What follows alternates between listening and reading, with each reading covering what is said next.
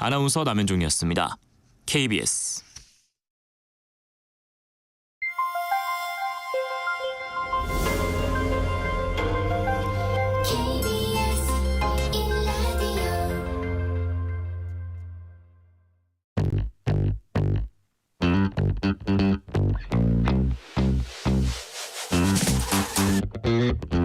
KBS 1라디오 뉴스레터 K. 안녕하십니까. 뉴스레터 K KBS 김용준 기자입니다. 대통령실과 민주당 영수회담 준비를 위한 첫 실무회동에서 정하지 못한 날짜와 의제, 내일 2차 실무회동에서 정할 수 있을까요? 민주당은 전국민 25만 원 지원금과 또 최상병 특검법 수용, 이태원 참사 특별법 거부권 행사에 대한 대통령의 사과를 요구한 것으로 전해졌습니다. 대통령실이 과연 이를 수용할지 주목됩니다. 조국혁신당 조국 대표가 민주당 이재명 대표에게 제안한 범야권 연석회의, 민주당이 사실상 이 제안을 거절했습니다. 더불어민주당과 조국혁신당이 제22대 국회 개원을 앞두고 서로 견제하는 구도가 형성되는 듯합니다.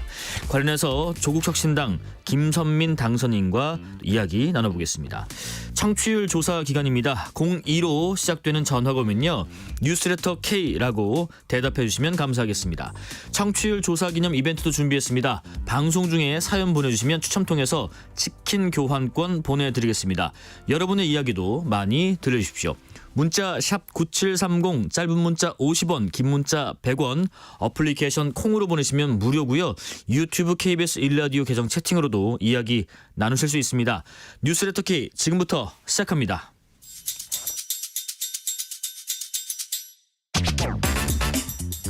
오늘 하루 가장 뜨거운 뉴스만 골랐습니다. 뉴스레터 K 여야 정치 토크. 국민의힘 원영섭 전 미디어 법률단장, 더불어민주당 조기현 법률위 부위원장 모셨습니다. 안녕하십니까? 안녕하세요. 네, 반갑습니다. 윤석열 대통령이 오늘 이번 총선에서 낙선한 국민의힘 인사들을 청와대 영빈관으로 초청해서 오찬을 함께 했습니다. 우리는 민생과 이 나라의 미래를 책임지고 있는 정치적 운명 공동체다. 또 최일선 현장에서 온몸으로 민심을 느낀 의원 여러분의 의견을 듣고 국정을 운영하는 것이 대통령으로서의 도리다. 이 선거를 지휘했던 인사들뿐만 아니라 당선인 분들 만나기 앞서서 낙천인 분들 먼저 챙기는 행보. 원현수 변호사님, 어떤 의미가 담겼을까요? 저는 아주 긍정적으로 평가를 하고 싶어요. 네. 잘하셨다고 저는 생각을 하는 게, 네네. 첫 번째는 이제 국민의힘이라는 조직적인 차원에서도 예. 당선자들은 굉장히 즐겁고 행복하시잖아요. 근데 낙선자들이 굉장히 어려운데, 네. 일본 속담에 이런 게 있습니다. 원숭이는 나무에서 떨어져도 원숭인데, 네. 정치는 선거에서 떨어지면 사람도 아니라고. 그런 이제 유명한 일본 속담이 있어요. 네. 네, 그런 속담이 있는데, 그 정도로 이제 낙선자가 겪는 심리적인 고통이 굉장히 크거든요. 그리고 이거는 현역 의원이 오히려 더 큽니다. 예. 제가 중진들 이렇게 물어보면, 중진 여러분들은 이제 낙선도 해보고 당선도 해보고 원외에서도 도전해서 낙선도 해보고 그런 경험이 좀 많으신데요. 정치적 잔뼈나 굳은 살도 있으시니까요. 예. 네. 근데 현역 의원인데 낙선할 경우가 훨씬 더 충격이 크다는 거예요. 그러니까 이분들이 이제 현역 의원인데도 낙선하고 때로는 낙천하고 이런 부분들이 이제 전쟁터에서 사망자 부상자인데, 네네. 이런 분들을 이제 먼저 돌아보는 게 저는 조직적인 차원에서도 의미가 있고, 그리고 이야기를 들어보는 게 또 의미가 있어요. 예. 그러니까 당선된 사람들은 모든 게 장밋빛으로 보이지만 낙선한 사람들은 그게 문제의식을 갖게 되거든요. 그리고 왜 낙선을 한 것 같냐. 그렇죠. 이런 거에서 본인들이 하는 구구절절한 이야기들이 아마 있었을 겁니다. 오찬 분위기가 좀 쓴소리가 많이 나왔을까요? 예. 저는 당연히 쓴소리가 나와야 되고, 예. 또 그게 당을 위해서도 나라를 위해서도 좀 도움될 것 같은데, 그래서 그런 것들을 대통령께서 직접 듣고, 네. 그리고 이제 본인이 마음가짐을 좀 새롭게 하는 그런 의미가 있다면 저는 굉장히 좋은 자리가 되리라고 믿습니다. 네. 정진석 신임 대통령 비서실장이요, 오늘부터 공식 업무를 시작했는데 수석 비서관들과 가진 첫 회의에서 메시지가 산발적으로 외부에 나가는 것은 바람직하지 않다고 말한 것으로 전해졌는데, 사실 그러면 이것도 전해지면 안 되는 거 아닌가 싶기도 한데 이 말 나온 게 조기현 변호사님, 어떤 보도 때문에 그럴까요? 최근에 뭐 총리 인선 관련돼서도 그렇고 공식 라인에서는 모르는데 어느 라인에서 다 확인해주고 유력으로 검토됐다는 뭐 게 대통령실 대통령 관계자는 네, 발로 나왔거든요. 그러니까 이게 그냥 몇몇 사람 아이디어 차원이 아니라 실제 이 공식 라인이 아닌 어딘가에서 움직이고 그거를 언론에 브리핑하고 네. 이게 계속 반복되고 있었죠. 그러니까 대통령실이 시스템에 의해서 대통령을 보좌하는 게 아니라 예. 공적 시스템이 아닌 다른 어떤 비선 라인 이런 게 있는 게 아니냐. 그래서 실질적으로 대통령의 생각을 움직이거나 하는 다른 어떤 비선 라인이 있는 게 아니냐 문제 제기가 계속 나오고 있었죠. 네네. 그러니까 이제 그런 기강을 다잡겠다는 거는 필요해 보입니다. 그 일성이 지금 대통령실의 보좌 기능이 마비됐다는 얘기까지 나왔던 게 뭐냐면 네네. 이런 식으로 이 공식 라인에서 하는 얘기하고 아니면 또 유력한 얘기가 비공식 라인에서 나온다는 얘기가 계속 중첩돼서 나오니까 네네. 도대체 대통령이 누구 말을 듣고 지금 국정을 하고 있느냐는 비판이 계속 나오고 있었던 네. 거거든요. 아마 이제 정무적 감각이 또 있으시고 대통령실의 문제 뭐 이런 부분은 과거에 또 정무수석까지 하셨던 분이어서 비서실이 어떻게 움직여야 되는지에 대해서는 뭐 정확히 알고 계시겠죠. 예. 아마 이제 그런 부분 지금 대통령실의 문제를 가장 본질적이고 중요한 문제를 짚었다고 보입니다.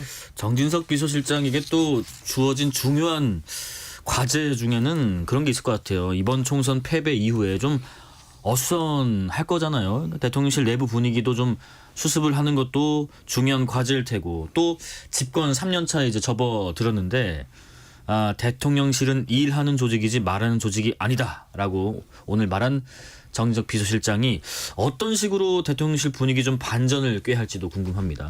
저는 예. 정무적인 부분이 그동안 굉장히 약하다는 평을 받고 있었습니다. 대통령실이요? 대통령실이. 예. 물론 이제 정책적으로나 뭐 이런 부분 안보 외교 이런 부분은 이제 성과가 꽤 많았었어요. 예. 그런데 그런 내용들을 국민들께 설명하고 설득하고 그 과정에서 동의를 구해 나가는 여러 가지 그런 현상들은 정무적인 게 들어갈 수밖에 없거든요. 네네. 그런데 그런 부분이 조금 부족하지 않았냐라는 평이 있었고, 예. 근데 이 정무라는 거는 사실은 정의 내리기도 굉장히 어렵고, 예.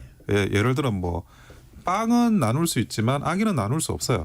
그러니까 빵은 정책이라면 악의는 이제 정무라고 볼 수 있는데 인사는 그래서 나눌 수 없으니까 사람을 정무가 되고 정책은 또 그게 아닌 이제 그 정무가 아닌 영역이 되는 건데 또 정책이 정무가 되기도 해요. 예. 경우에 따라서는. 그러니까 그게 사실 굉장히 모호하면서도 굉장히 필수적이긴 해서 정무는 사람들이 정무 감각이라는 표현을 씁니다. 예. 감각적으로 본능적으로 이거를 반응을 해야지 이거를 뭐 배워가지고 뭐 스텝 바이 스텝으로 하는 게 아니고 감각적으로 대응할 수밖에 없는데 그런 대응이 좀 부족했다. 근데 어쨌거나 그 중진 의원들 뭐 오선하셨잖아요. 정재석 의원 같은 경우에도 정치판에서 산전수전 공중전까지 하면 결국 이제 최소한의 정무 감각이 있는 사람들만 생존할 수밖에 없어요. 예, 그러다 보니까 적어도 이제 과거에 좀 정무 감각이 부족해서 발생했던 이런 문제는 상당 부분 뭐 보완이 되지 않을까라는 생각을 하고 있습니다. 네네. 결국에는 이제 대통령께서도 뭐 정치를 하겠다, 정치하는 대통령이 되겠다라고 그런 말을 했다는 이야기도 있는데 예. 정치가 있어야만 그리고 나서 이제 정책이라든지 다른 게 따라오는 건데 그런 부분에 대해서는 확실히 컨트롤 타워가 되실 수 있을 것 같습니다. 1248님도 좀 정무적 감각이 아쉬우셨나 봅니다. 대통령실이 총선에서 국민의 심판을 받기 전에 소통을 실천했었다면 더 나았을 것으로 생각됩니다라는 문자 주시고요. 송유성님, 영수회담 이 힘대결이 아닌 민심을 요청하고 수용하는 만남이 되기를 바랍니다라고 또 의견 주셨습니다.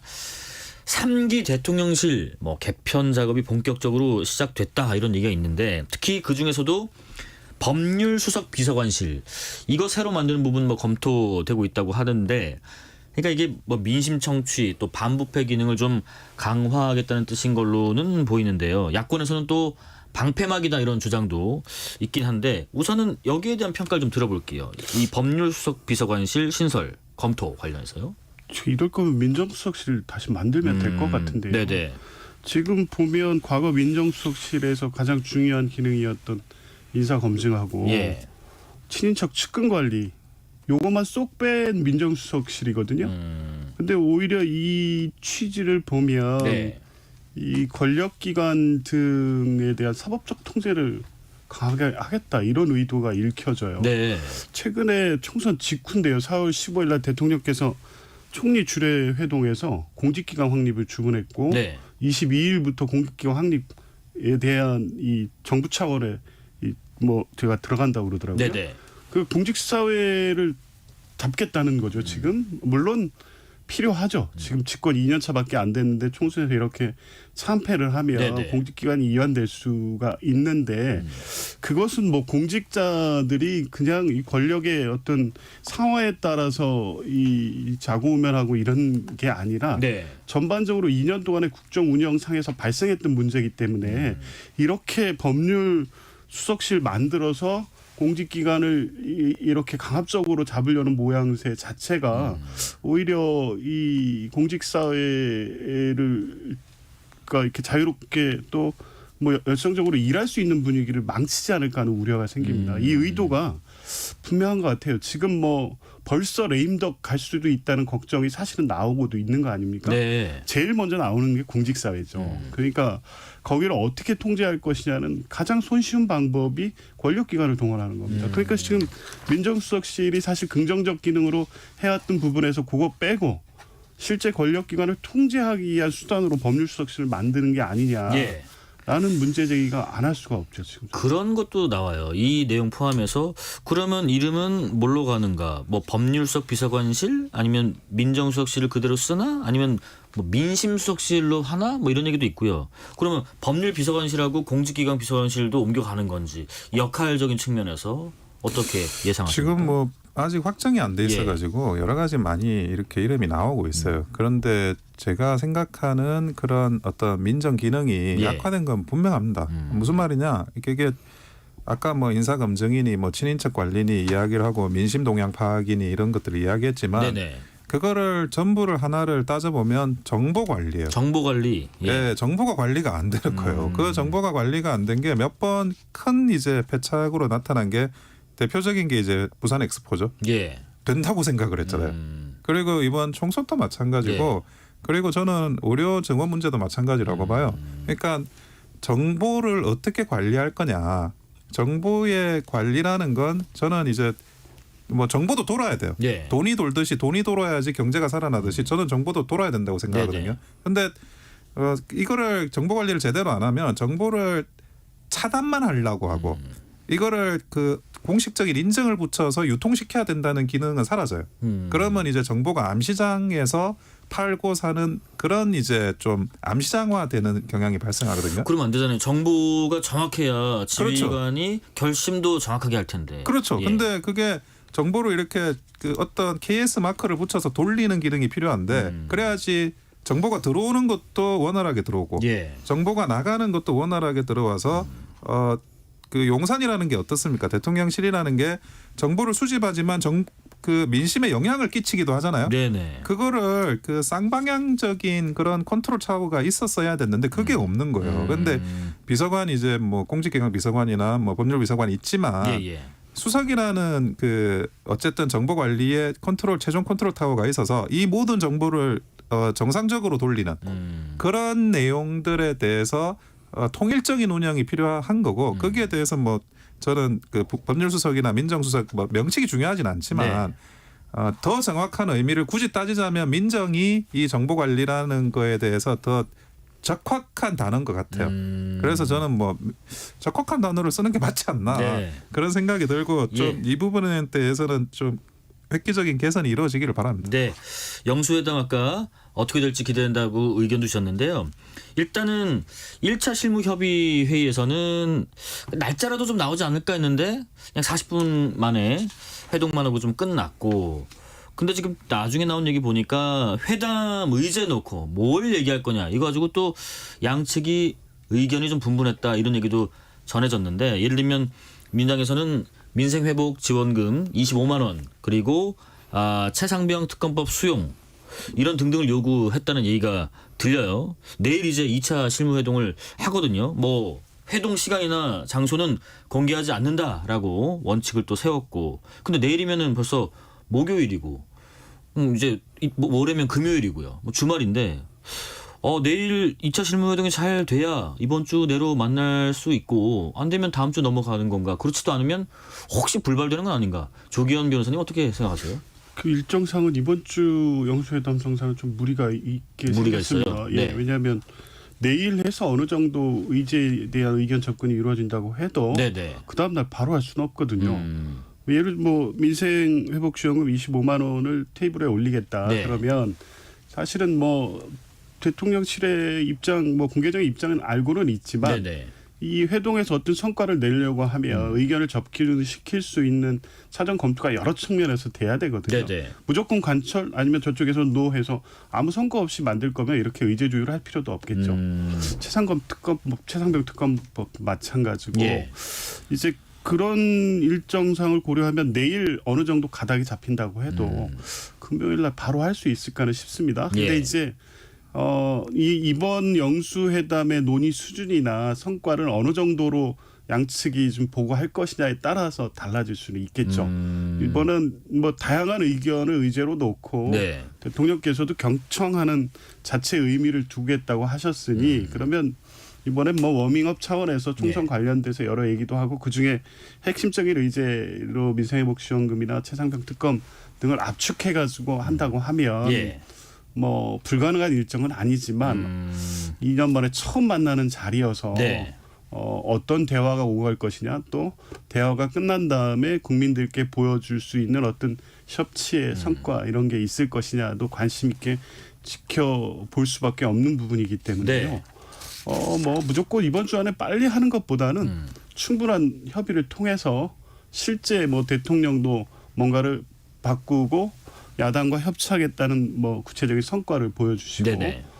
야당은 지금까지 해왔던 주장들을 가지고 대통령과 또 설득의 성과를 만들어내고 예예. 그 자체가 중요하겠죠. 뭐 이번 주 내에 꼭 돼야 된다 그런 일정에 집착할 필요는 없다고 봅니다. 원현수 변호사님 지금 뭐 비교적 좀 교감이 잘 될 만한 주제부터 좀 논의를 하는 게 바람직해 보이시네요. 그렇다면 어떤 내용을 올리는 게 대통령실 입장에서는 제일 베스트일까요?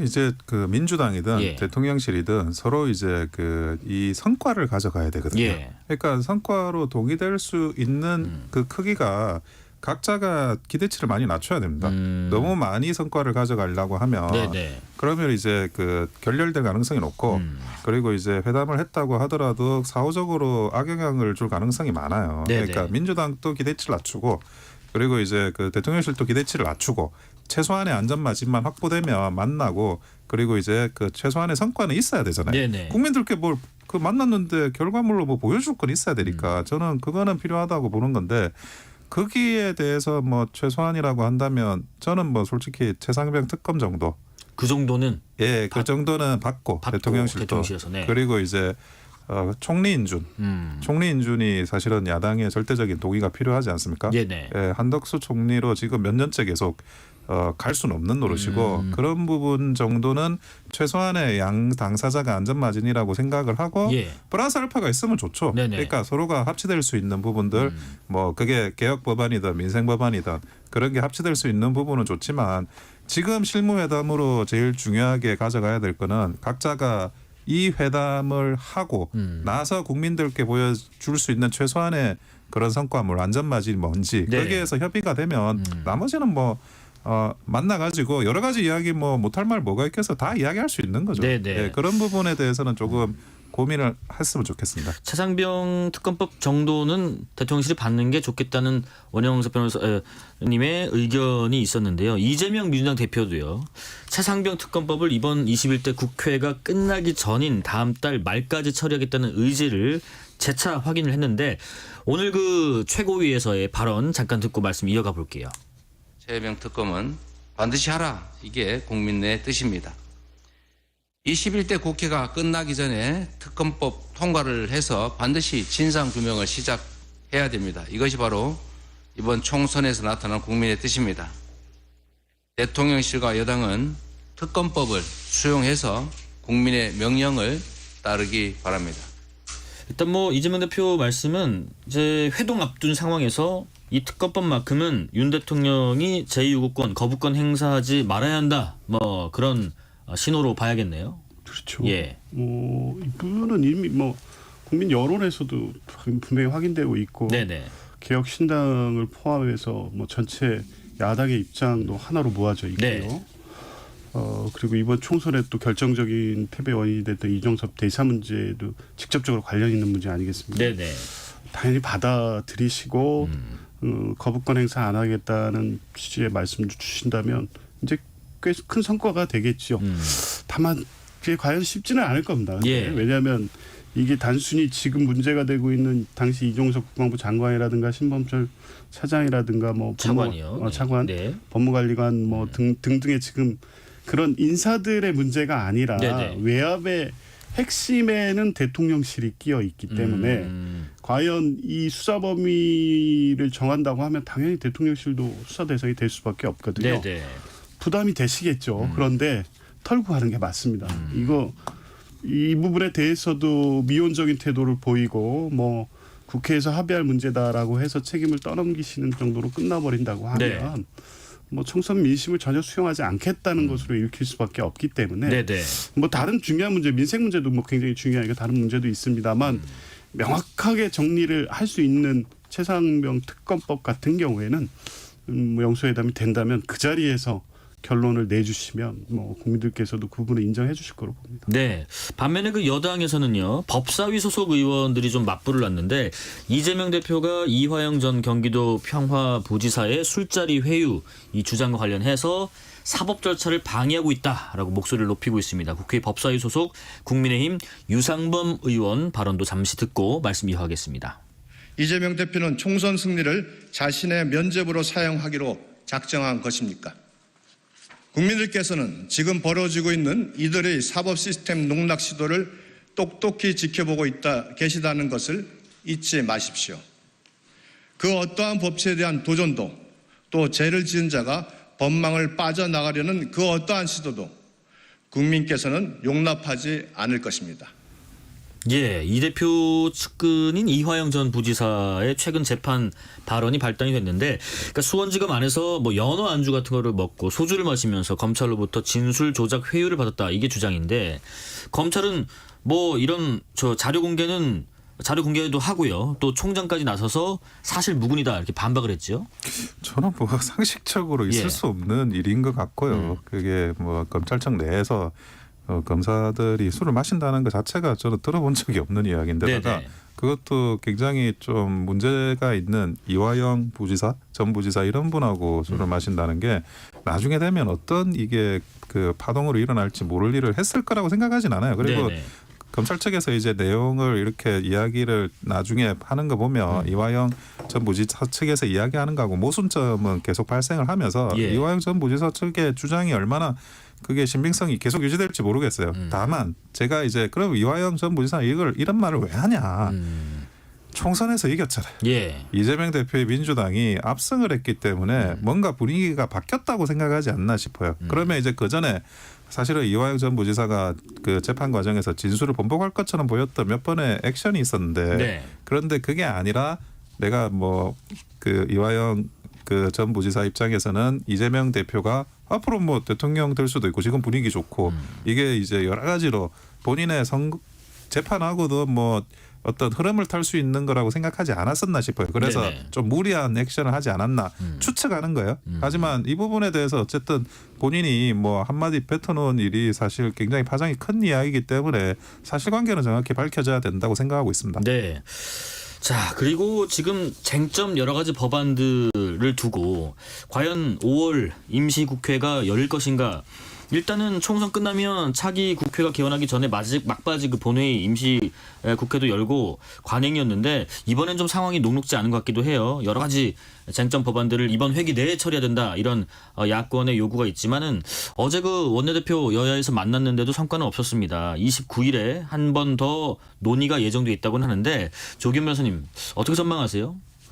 민주당에서는 5월 2일 본회의 개최를 예. 상정해 놓고 준비를 하고 있습니다. 그러니까 지금 직회부로 해서 올라온 법안들도 네. 있고 뭐 반드시 처리했었어야 될 법안 중에 처리되지 않은 법안들도 꽤 많이 있어요. 당장에 또 민생과 관련된 법안들도 있고요.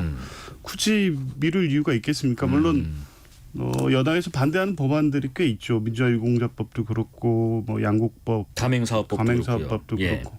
근데 지금 이 법이 문제가 있다는 부분들에 대해서 수정한 법안이 제출된 거거든요. 네. 그러니까 예를 들면 양국관리법 같은 경우에도 실제 강제 매수의 조건을 좀 더 강화해서 정부의 재정 부담이 너무 커지지 않도록 해야 된다는 부분도 반영이 됐고 네. 민주유공자법 같은 경우에도 대상자를 국가범법으로 인한 확정 판결자라든가 내란 또 살인 등의 관련자들 이런 자들을 제외하는 걸로 개정을 해놨어요. 네네. 그러면 지금까지 국민의힘이 문제 제기했던 부분들이 어느 정도 반영이 됐거든요. 그러면 그거 가지고 좀 검토해 보시고 본회의 처리 여부 해부해서 판단하고 결정하면 되거든요.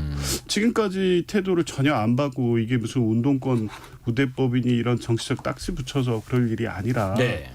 이게 뭐 이 오래된 과제들이잖아요. 그리고 양곡 같은 경우에는 대통령 거부권으로 무산됐지만 뭐 일부 국민의힘의 주장 자체가 전혀 타당하지 않다고 생각하지는 않습니다. 물론 시장에 맡겨야 되는 부분도 네네. 있지만 근데 양국관리법의 쌀 문제는 식량 주권의 문제이기 때문에 단순하게 시장 논리로만 접근해서 안 되는 부분도 장기적으로 검토해야 되고 그거는 법률로 정할 필요가 있기 때문에 예. 하는 거죠.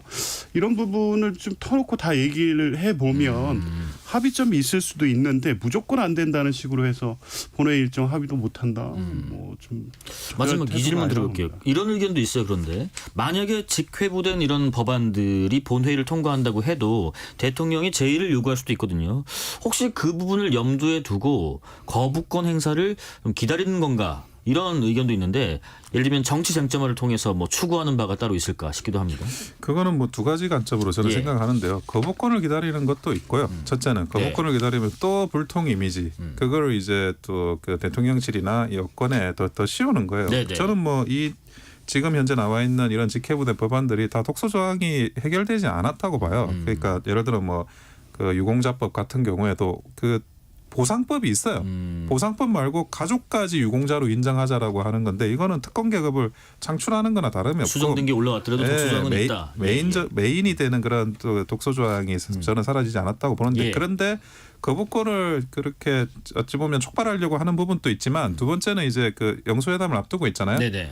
영수회담을 압박하는 면도 있다고 아. 봐요. 그러니까 영수회담에서 예. 사실 이 직회부되는 법안에 대해서 어떻게 할 거냐 이런 것들에 대한 논의를 안 할 수가 없잖아요. 네네. 그러니까 그러면 이제 그 영수회담과 관련한 어떤 협상의 판에서 유리한 고지를 점하려는 생각이 또 있다고 보는 거죠. 알겠습니다. 예.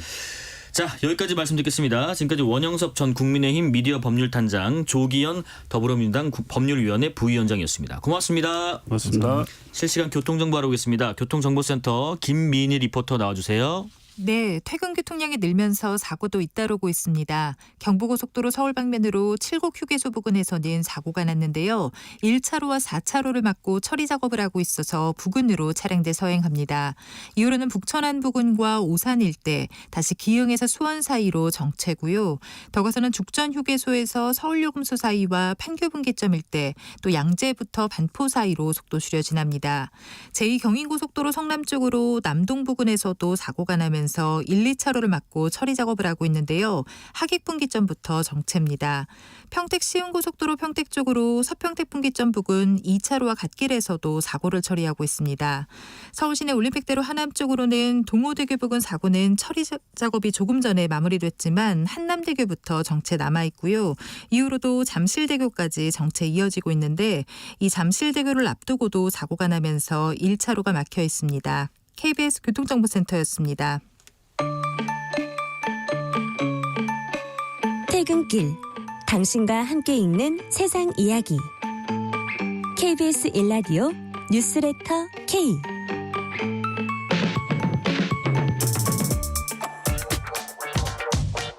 뉴스의 진수를 보여주는 인터뷰 뉴 진수 뉴스의 진수를 보여주는 인터뷰 뉴진수. 윤석열 대통령과 이재명 민주당 대표 간 회동을 앞두고 조국혁신당의 조국 대표가 이재명 대표에게 윤 대통령과 만나기 전에 범야권 연석회의를 개최하자고 제안했지만 민주당이 사실상 이 제안을 거절했습니다. 이 내용 포함해서 정치 현안에 대해서 조국 혁신당의 입장도 들어볼까 합니다. 건강보험심사평가 원장 출신이시죠. 조국 혁신당의 김선민 당선인입니다. 안녕하세요. 네, 안녕하십니까? 예. 여성 최초 심평원장, 또 세계보건기구 수석기술관, 경제협력개발기구 OECD의 의료의 질과 성과 워킹파티 의장을 아시아 여성에서 최초로 맡으셨던 의료정책 분야의 전문가이신데, 심평원장 퇴임하시고 또 태백병원에 지원하셨던 것도 참 화제였었어요. 네. 근데 또 이후에 이렇게 정치를 해야겠다 결심하신 계기를 좀 들어보겠습니다. 네, 제가 심평원장하고 태백병원 말씀을 하셨는데 그 전에 심평원장 가기 전에는 국가인권위원회 설립 초기에 인권연구 담당관으로 일을 했었습니다. 태백병원에는 지난 9월부터 일을 하기 시작했는데 지난 2월 말에 조국 혁신당의 조국 대표께서 영입 제안을 하셨습니다. 제안 처음 받았을 때는 태백병원에서 떠나는 것이 저 개인적으로도 그렇고 병원도 그렇고 지역사회에서도 굉장히 마음에 걸려서 고민이 많았습니다. 네네. 근데 조 대표께서 당장 태백으로 오시겠다고 그래서 일단 조국 혁신당이 당시는 조국 신당이었죠. 네네. 어떤 정당인지 찾아보기 위해서 강령과 대표님의 메시지를 계속 찾아봤습니다. 그런데 강령에 모두 행동한다라는 어미로 끝나 있었고 그다음에 조국 대표께서는 늘 계속해서 사회권 선진국을 지향한다는 말씀을 하셨습니다. 네네. 그래서 제가 평생 지향했던 가치하고 딱 맞는 정당이라고 생각을 해서. 진짜 태백까지 오셨어요? 아니요, 제가 오시지 못하게 했습니다. 못하게 하셨고. 네, 태백에 오시면 거기는 지역사회가 좁아서 금방 소문이 나기 때문에 제가 마음을 바꿀 방법이 없었습니다. 그래서 일단 오시지 말고 제가 알겠습니다 하고 그때부터 다시 생각을 원래 해봤죠. 그 조국 대표님하고는 그 전에도 좀 이렇게 잘 아시고 교감이 있으셨던 사이신가요? 아니요, 없습니다. 없었고. 네, 저 입학 동기라서 저는 알고 있었지만 대학교 1학년 때부터 굉장히 유명했거든요. 그러셨어요. 그래서 저는 알고 있었지만 개인적 인연은 없었습니다. 네. 일단 그 국회의원으로서의 앞으로 최우선 과제는 공공의료특별법 제정이다 이렇게 꼽으셨던데 공공의료특별법 잠깐 설명을 좀 들어보겠습니다. 네, 일단 법 제정 이전에 한국에서 가장 중요한 의료의 혁신은 공공의료 강화라고 생각을 합니다. 그 이유가 쉽게 설명을 드리면 제가 일하던 태백병원 바로 인근에 우체국 소방서 있습니다. 초등학교도 있고요. 모두 공공입니다. 태백 주민 모두 당연하게 여깁니다. 뭐 우체국이나 소방서를 수익성이 안 맞으니까 운영하지 말아라 이런 이야기 안 합니다. 그런데 의료는 우리나라에서 독특하게 선진국에 비하면 공공성이 가장 약한 분야이고 항상 모든 의료기관은 공공의료기관이라 하더라도 진료 수익을 내도록 압박을 받고 있습니다.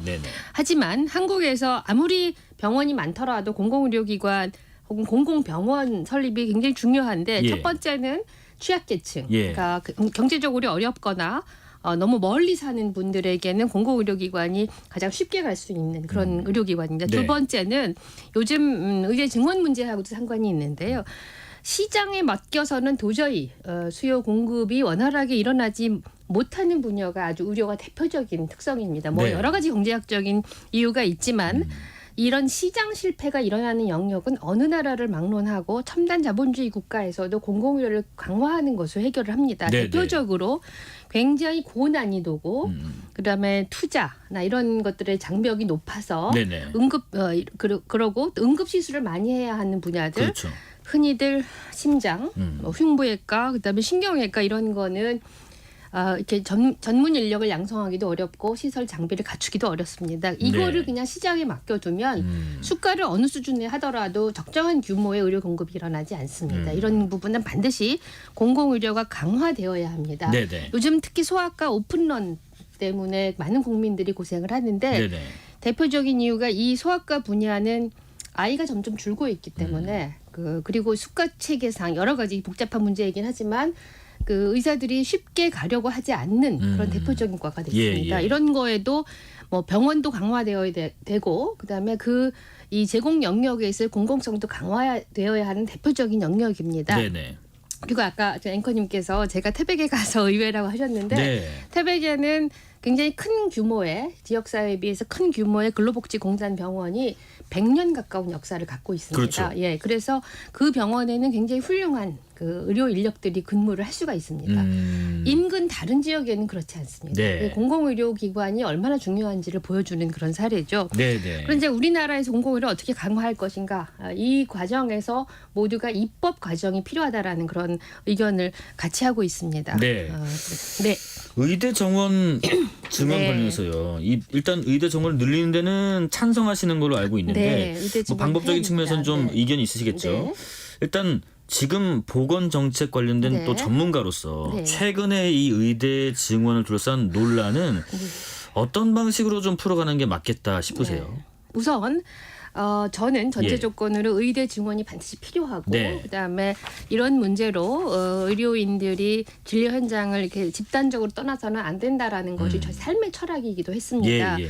그런데 이번 문제 이 정책 추진 과정을 지켜볼 때 제가 30년 의료 정책을 한 사람으로서 좀 의문을 굉장히 많이 품었습니다. 네네. 우선 첫째는 증원의 목표가 무엇이냐에 따라서 굉장히 구사해야 하는 정책 내용과 그리고 스케줄 이런 것들이 다 달라질 것입니다.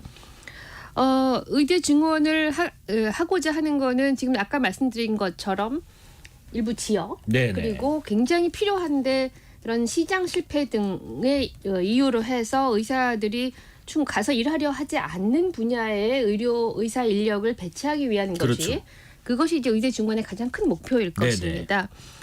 그런데 가려고 하려면 그냥 의사를 단순히 늘려서는 그런 데를 안 갈 겁니다. 예를 들면 그 태백병원 물론 이제 공공의료기관이 있어서 어렵긴 하지만 예, 의사를 예. 충원을 했지만 그렇지 않은 지역에 아무리 의사 수를 늘린다 하더라도 그 지역까지 갈 것인가?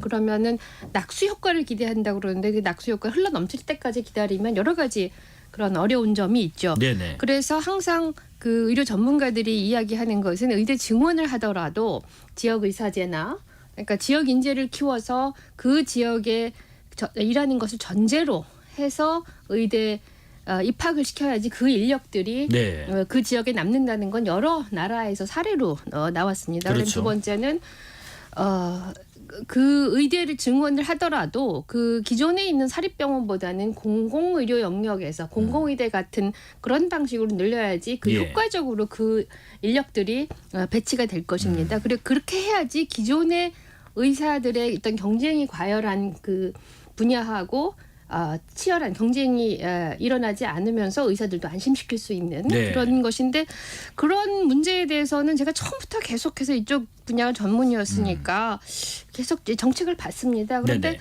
그쪽 분야에 대해서는 이렇게 정책 추진안이 없거나 네. 아니면 있더라도 추후 논의 이렇게 되어 있습니다. 근데 25년에 그 의대 증원 2,000명 이거 빼놓고는 그렇게 세밀한 정책이 없는데 네.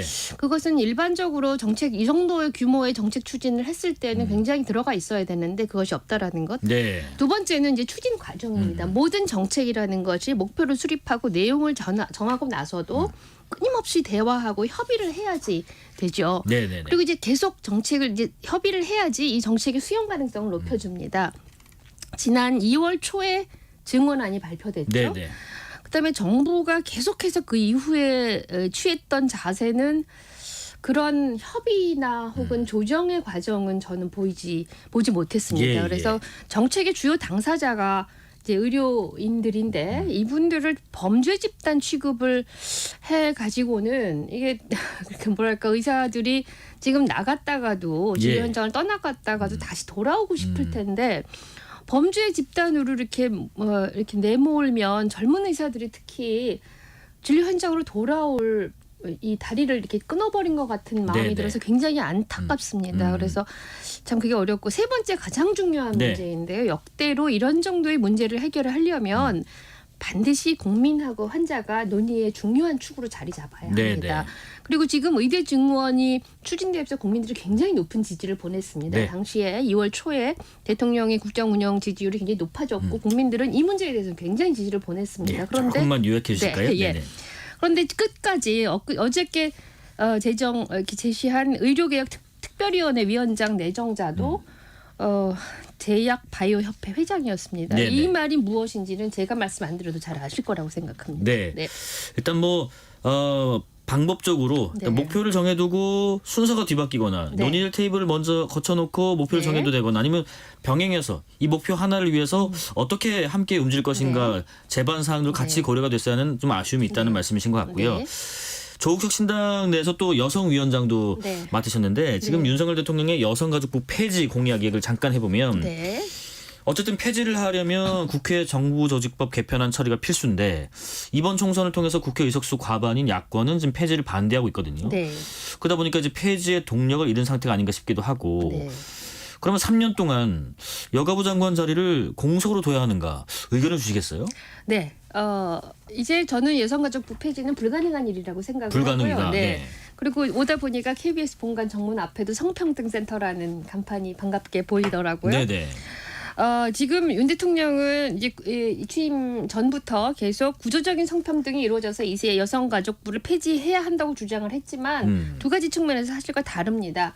지금 어저께 여러 가지 이 통계에서도 이제 보여줬지만 네네. 어제 경향신문에서 보도한 여가부 2023 가족실태조사에 따르면 성역할 고정관념이 지난 3년 전보다도 후퇴한 것으로 나타났고 심지어 여가부는 이 결과를 공개적으로 발표하지도 않았습니다. 예. 그래서 구조적으로 성평등이 이루어졌다라는 말이 저는 사실과 다르고 두 번째는 그러면 영국, 독일, 프랑스, 스웨덴, 캐나다 이런 네. 나라가 성평등 지수로 말하면 우리보다 훨씬 앞서가 있는 나라인데 이 나라의 여성 관련 부처를 찾아봤습니다. 네네. 그런데 모두 다들 여성 혹은 성평등이란 단어를 포함하고 있는 부처를 갖고 있습니다. 예. 그렇다면 이게 지금 의미하는 것은 여성가족부를 폐지해야 한다. 그런데 그것이 성평등이 이루어졌기 때문이다. 이거는 저는 앞뒤가 안 맞는 일치가 안 말이고 된다. 예, 네, 빨리 여성가족부 장관을 임명하되 제대로 된 성평등 정책을 추진할 수 있는 그런 분을 임명하시기를 바랍니다. 네. 정치 현안 얘기도 좀 해볼게요. 네. 일단 선거 유세 과정 잠깐 보면은 지금 조국 대표님 포함해서 당 차원에서 이렇게 막판에 부산에 상당히 공을 들이셨는데 결과는 보수 결집이었거든요. 네. 예. 이 부분은 어떻게 평가하세요? 저는 그 보수 결집이라고 하시는 표현이 예. 아마도 선거 직전 여론조사 결과에 비해서 부산 지역에서 당선된 민주당 의원님들의 수가 작은 것을 말씀하시는 것 같다고 네네. 생각을 합니다. 그렇지만 조국 혁신당이 창당하기 전인 2월의 여론조사하고 비교하면 부산 지역의 이 표는 엄청나게 이 민주당 쪽에 힘을 보태주신 거라고 생각을 합니다. 네. 이제 표를 분석을 해보니까 부산 지역의 모든 선거구에서 민주당 후보들이 고르게 40% 이상의 득표를 했습니다. 네네. 이것은 역사적으로 볼 때 이 민주당 지역, 부산 지역의 민주당 후보의 이 득표율이 약진한 것이고 네. 오히려 반보수 결집을 했다는 것이 제 생각입니다. 그러니까 의석수는 부산 지역에서 네. 민주당이 한석이었지만 네. 이번에 네. 근데 그 표심을 보면 또 네. 득표율을 보면 과거 양상이 좀 달라졌다. 네. 그런 아마 것이 다음번 네. 되면 저는 달라질 거라고 예. 생각합니다.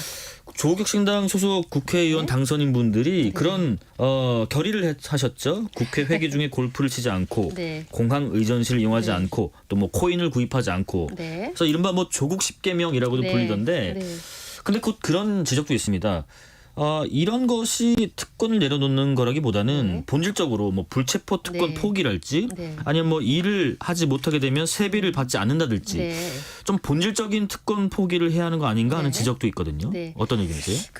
이 10계명은 사실은 이 공직자로서의 당연한 자세입니다. 네네. 예, 이게 저희가 무슨 이렇게 대단한 것을 한 것처럼 보도가 됐지만 뭐 공공기관장을 하던 저 입장에서 뭐 이거 우리나라의 공무원들 그다음에 공공기관의 임원들은 당연히 이렇게 하고 살고 있는데 네.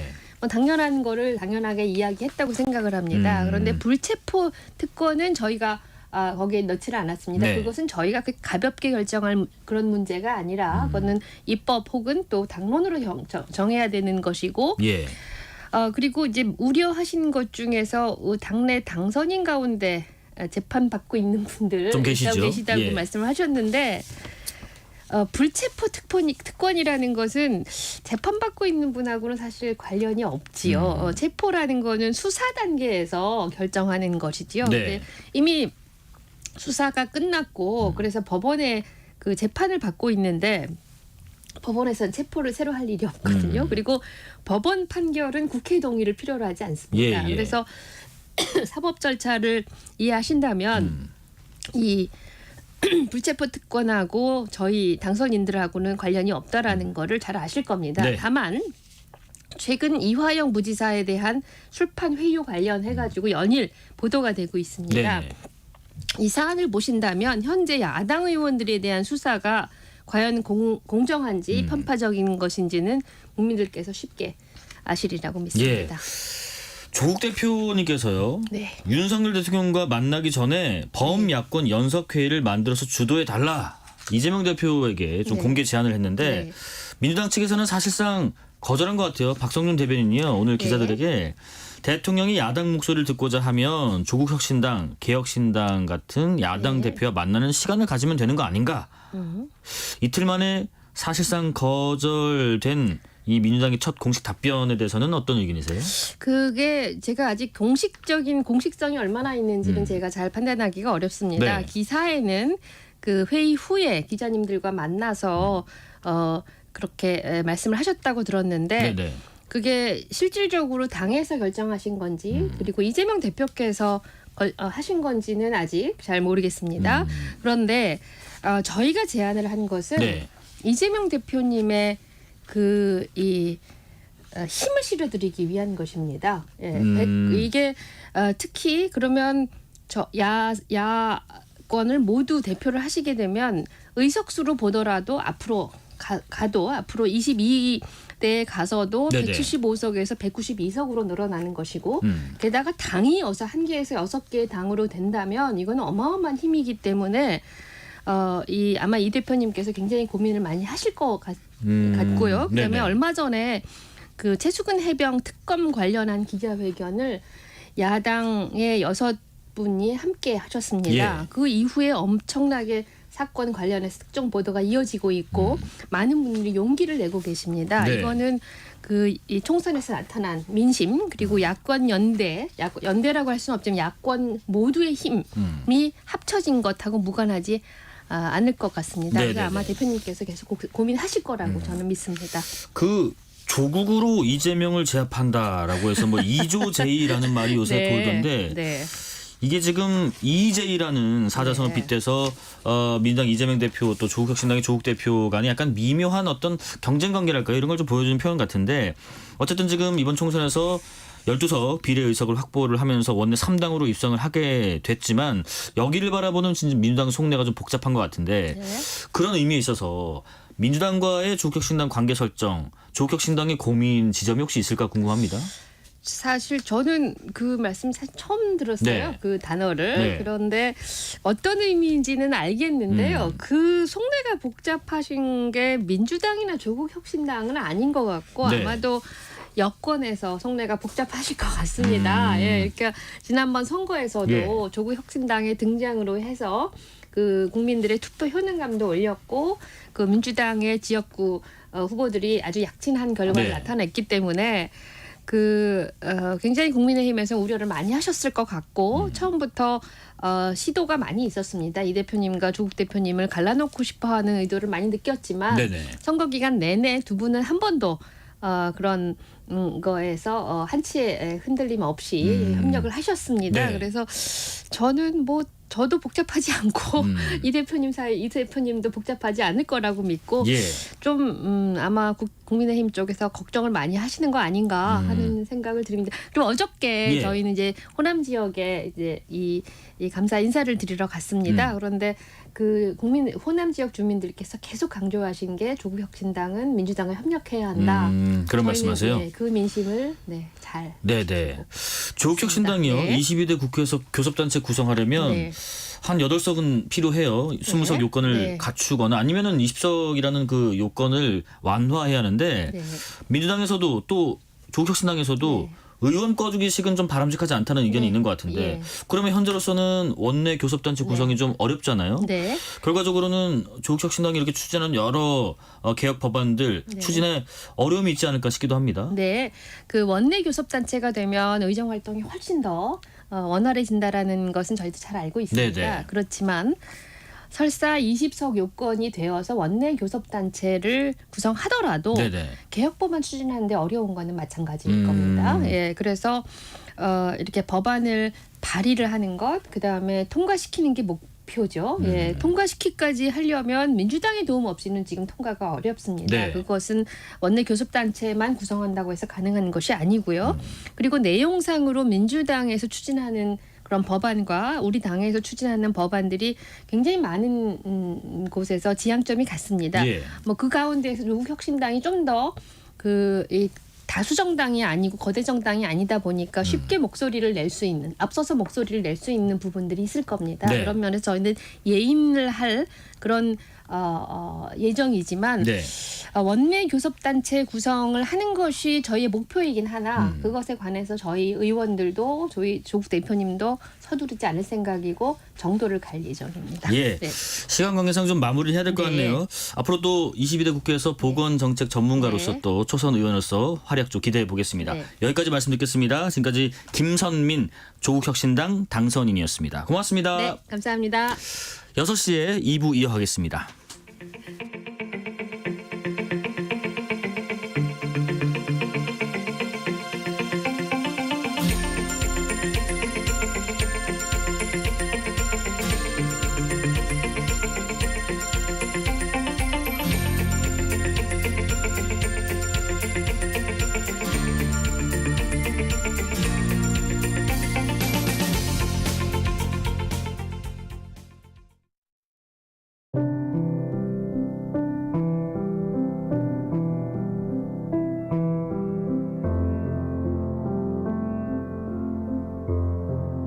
KBS 라디오 연중기획 희망충전 대한민국 583번째 이야기.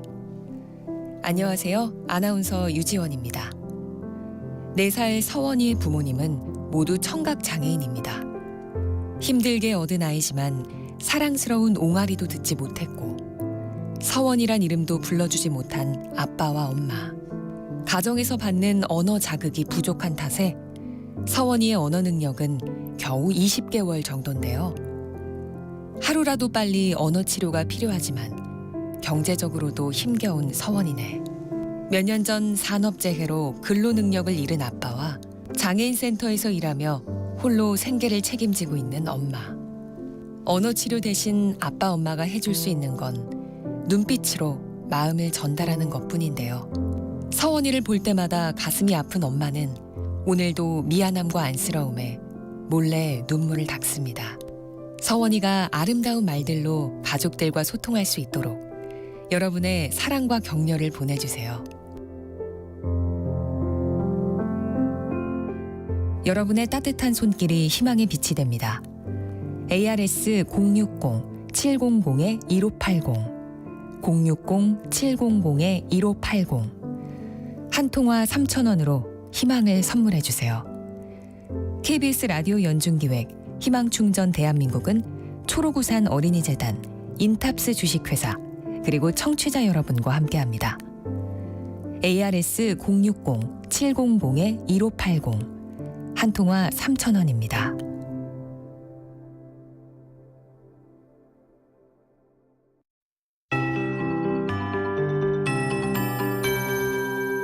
KBS 58분 날씨.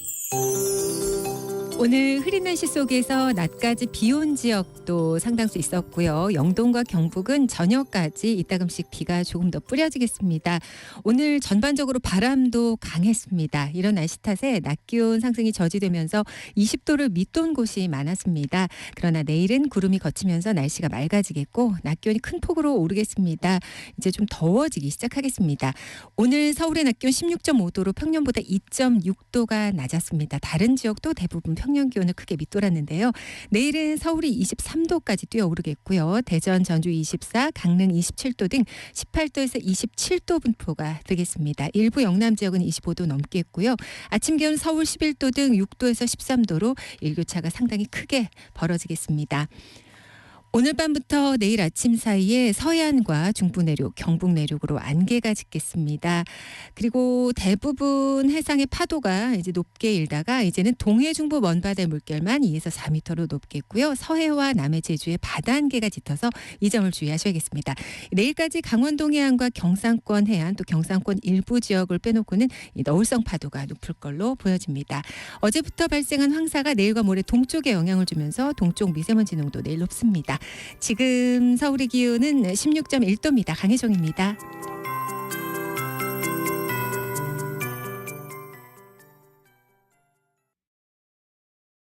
정성을 다하는 국민의 방송 KBS가 6시를 알려드립니다.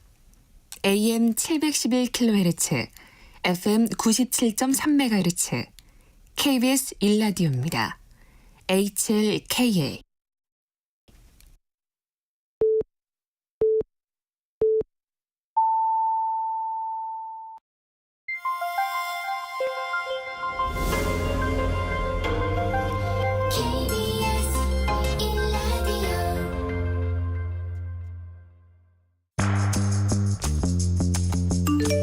여러분은 지금 퇴근길 시사편지 한 장, KBS 1라디오 뉴스레터 K를 듣고 계십니다.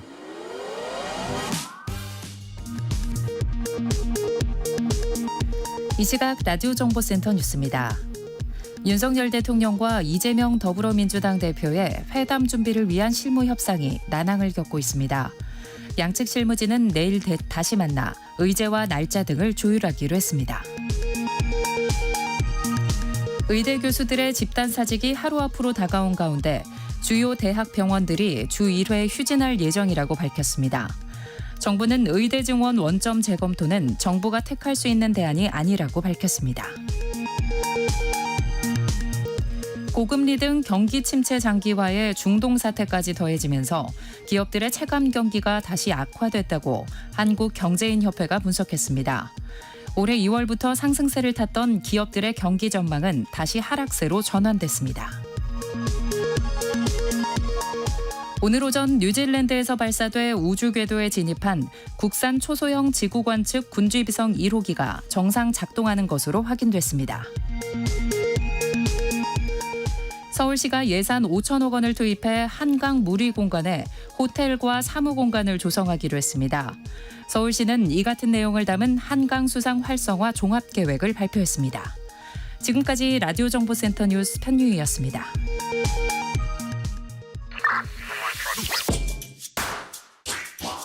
뉴스의 진수를 보여주는 인터뷰, 뉴진수.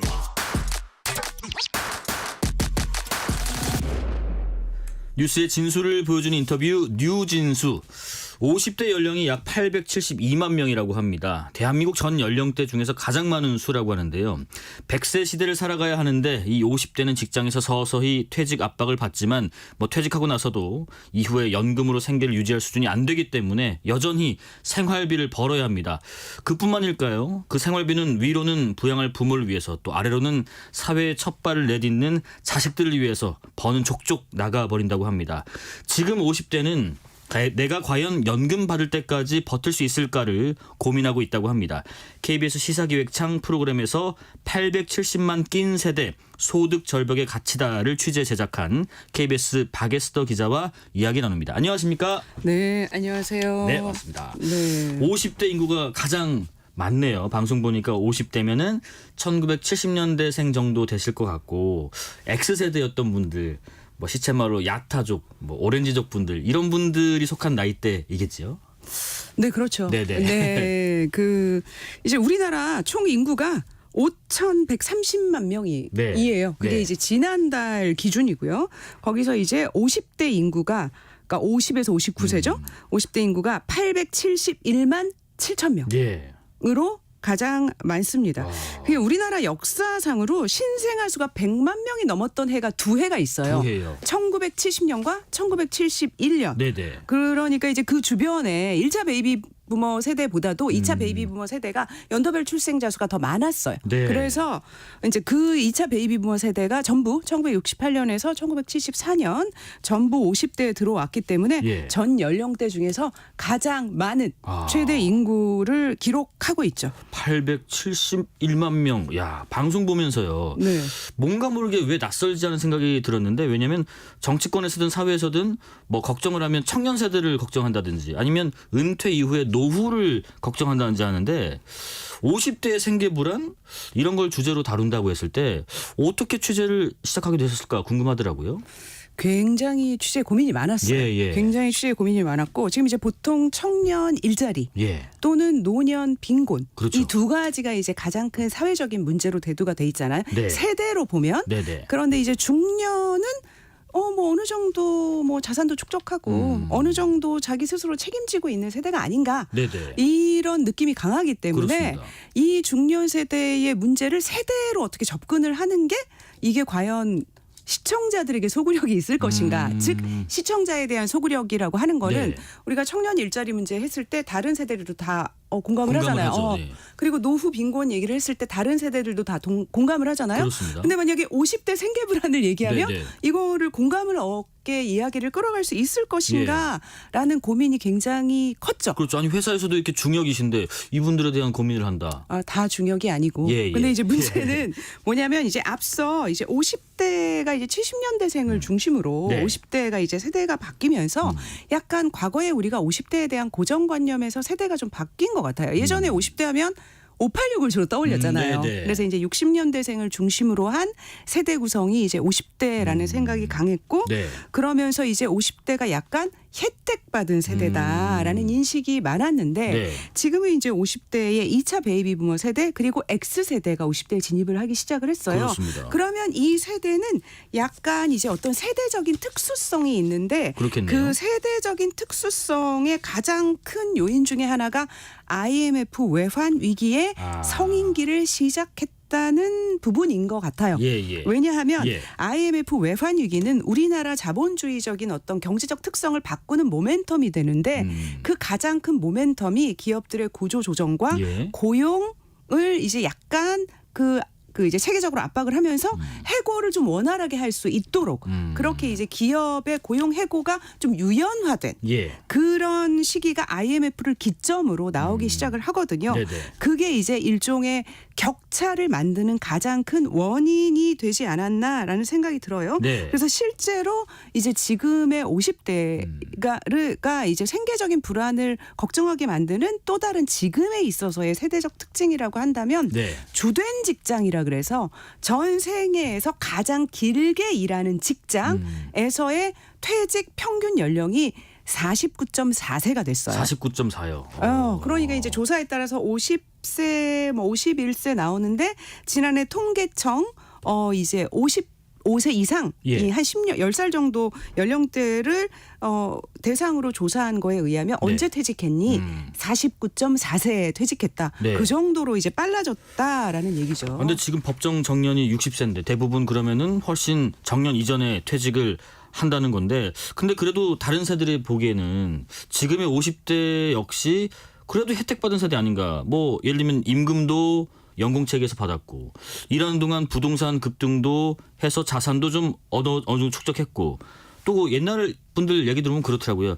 그때는 말이야 또 지금처럼 이렇게 취업 걱정하기보다 몇 개 골라놓고 회사 가기도 했어. 뭐 이런 때도 있었고, 면접 보러 오는데 돈 주고 보러 오라고 하던 때도 있었고, 그래도 뭐 혜택 받은 세대 아닌가 싶어요. 그렇죠. 예. 그런 부분이 없지 않죠. 예. 그래서 제가 이거를 취재를 하는 동안에 굉장히 고민을 많이 했어요. 이거를 내가 취재해서 공감도를 끌어올릴 수 있을 것인가. 네. 그런데 이제 공감도는 높아요. 지금 유튜브 풀영상 조회수는 60만 이상이고. 60만 넘었습니다. 네, 그리고 거기 이제 나오는 남성 퇴직자들 토크 부분은 네이버 다음 유튜브 합해서 110만, 120만 조회수를 지금 기록하고 있습니다. 정말 급공감하시나 봅니다. 공감도는 높아졌는데 예. 그게 왜냐하면 사실 취재를 해보면 이 세대에 그런 이제 명과 암이 있어요. 그래서 명과암을 이제 보기 위해서 조금 몇 가지 키워드로 정리를 해보면 네. 이 세대의 특징, 현재 50대의 특징은 첫째, 자산 격차와 부동산 몰빵. 둘째, 더블 케어, 네. 셋째 소득 절벽 이런 걸로 볼 수가 있어요. 네. 첫 번째 부분을 약간 조금 살펴보면 예. 이 세대의 격차에 대해서 이해를 할 수가 있는데 앞서 이제 말씀드렸듯이 이제 IMF가 고용과 해고를 좀 유연화하는 시스템으로 좀 바꿨다고 했고 그 이후에 우리나라도 이제 산업자본주의에서 뭐 금융 서비스 소비 그리고 나아가서 이제 디지털 뭐 자본주의 등등으로 고도화하면서 네. 격차가 굉장히 커졌다는 거예요. 이게 무슨 얘기냐면 50대는 그 자랄 때는 한강의 기적 시대였기 때문에 혜택을 많이 받고 막 열심히 일하면은 내가 노력하고 열심히 일하면 잘 살 수 있다라는 네. 교육을 받고 자랐는데 실제로 성인기에 들어서서는 격차가 계속 커지는 거를 경험한 세대라고 할 수 있어요. 왜냐하면 부동산도 뭐 돈 있어서 투자를 한 사람이 돈 번 거지 모두가 돈을 번 건 아니잖아요. 그렇죠. 네. 그거는 그런 이제 어떤 자산의 격차가 커지는 시대라고 해서 실제로 지난해 말에 미래에셋 투자와 연금센터에서 2차 베이비 부머 직장인을 대상으로 자산을 조사를 했는데 네네. 평균으로 보면 부채를 뺀 순 자산이 6억 4,800만 원이에요. 6억 4,800이요. 그런데 하위 20%의 경우 평균 순 자산이 1,500만 원이에요. 1,500만 원이요? 예, 하위. 상위의 경우에는 18억 2,300만 원. 그래서 이 자산이 배수로 하면 118배의 격차가 나요. 와, 그러니까 네. 50대의 혜택이라고 하는 거는 약간 평균의 함정이고 많은 분들이 지금 평균보다 아래에 있는 거거든요. 자산이 이제 상위에 계신 분들이 자산 격차가 훨씬 크기 때문에 자산이 훨씬 많기 때문에 그러네요.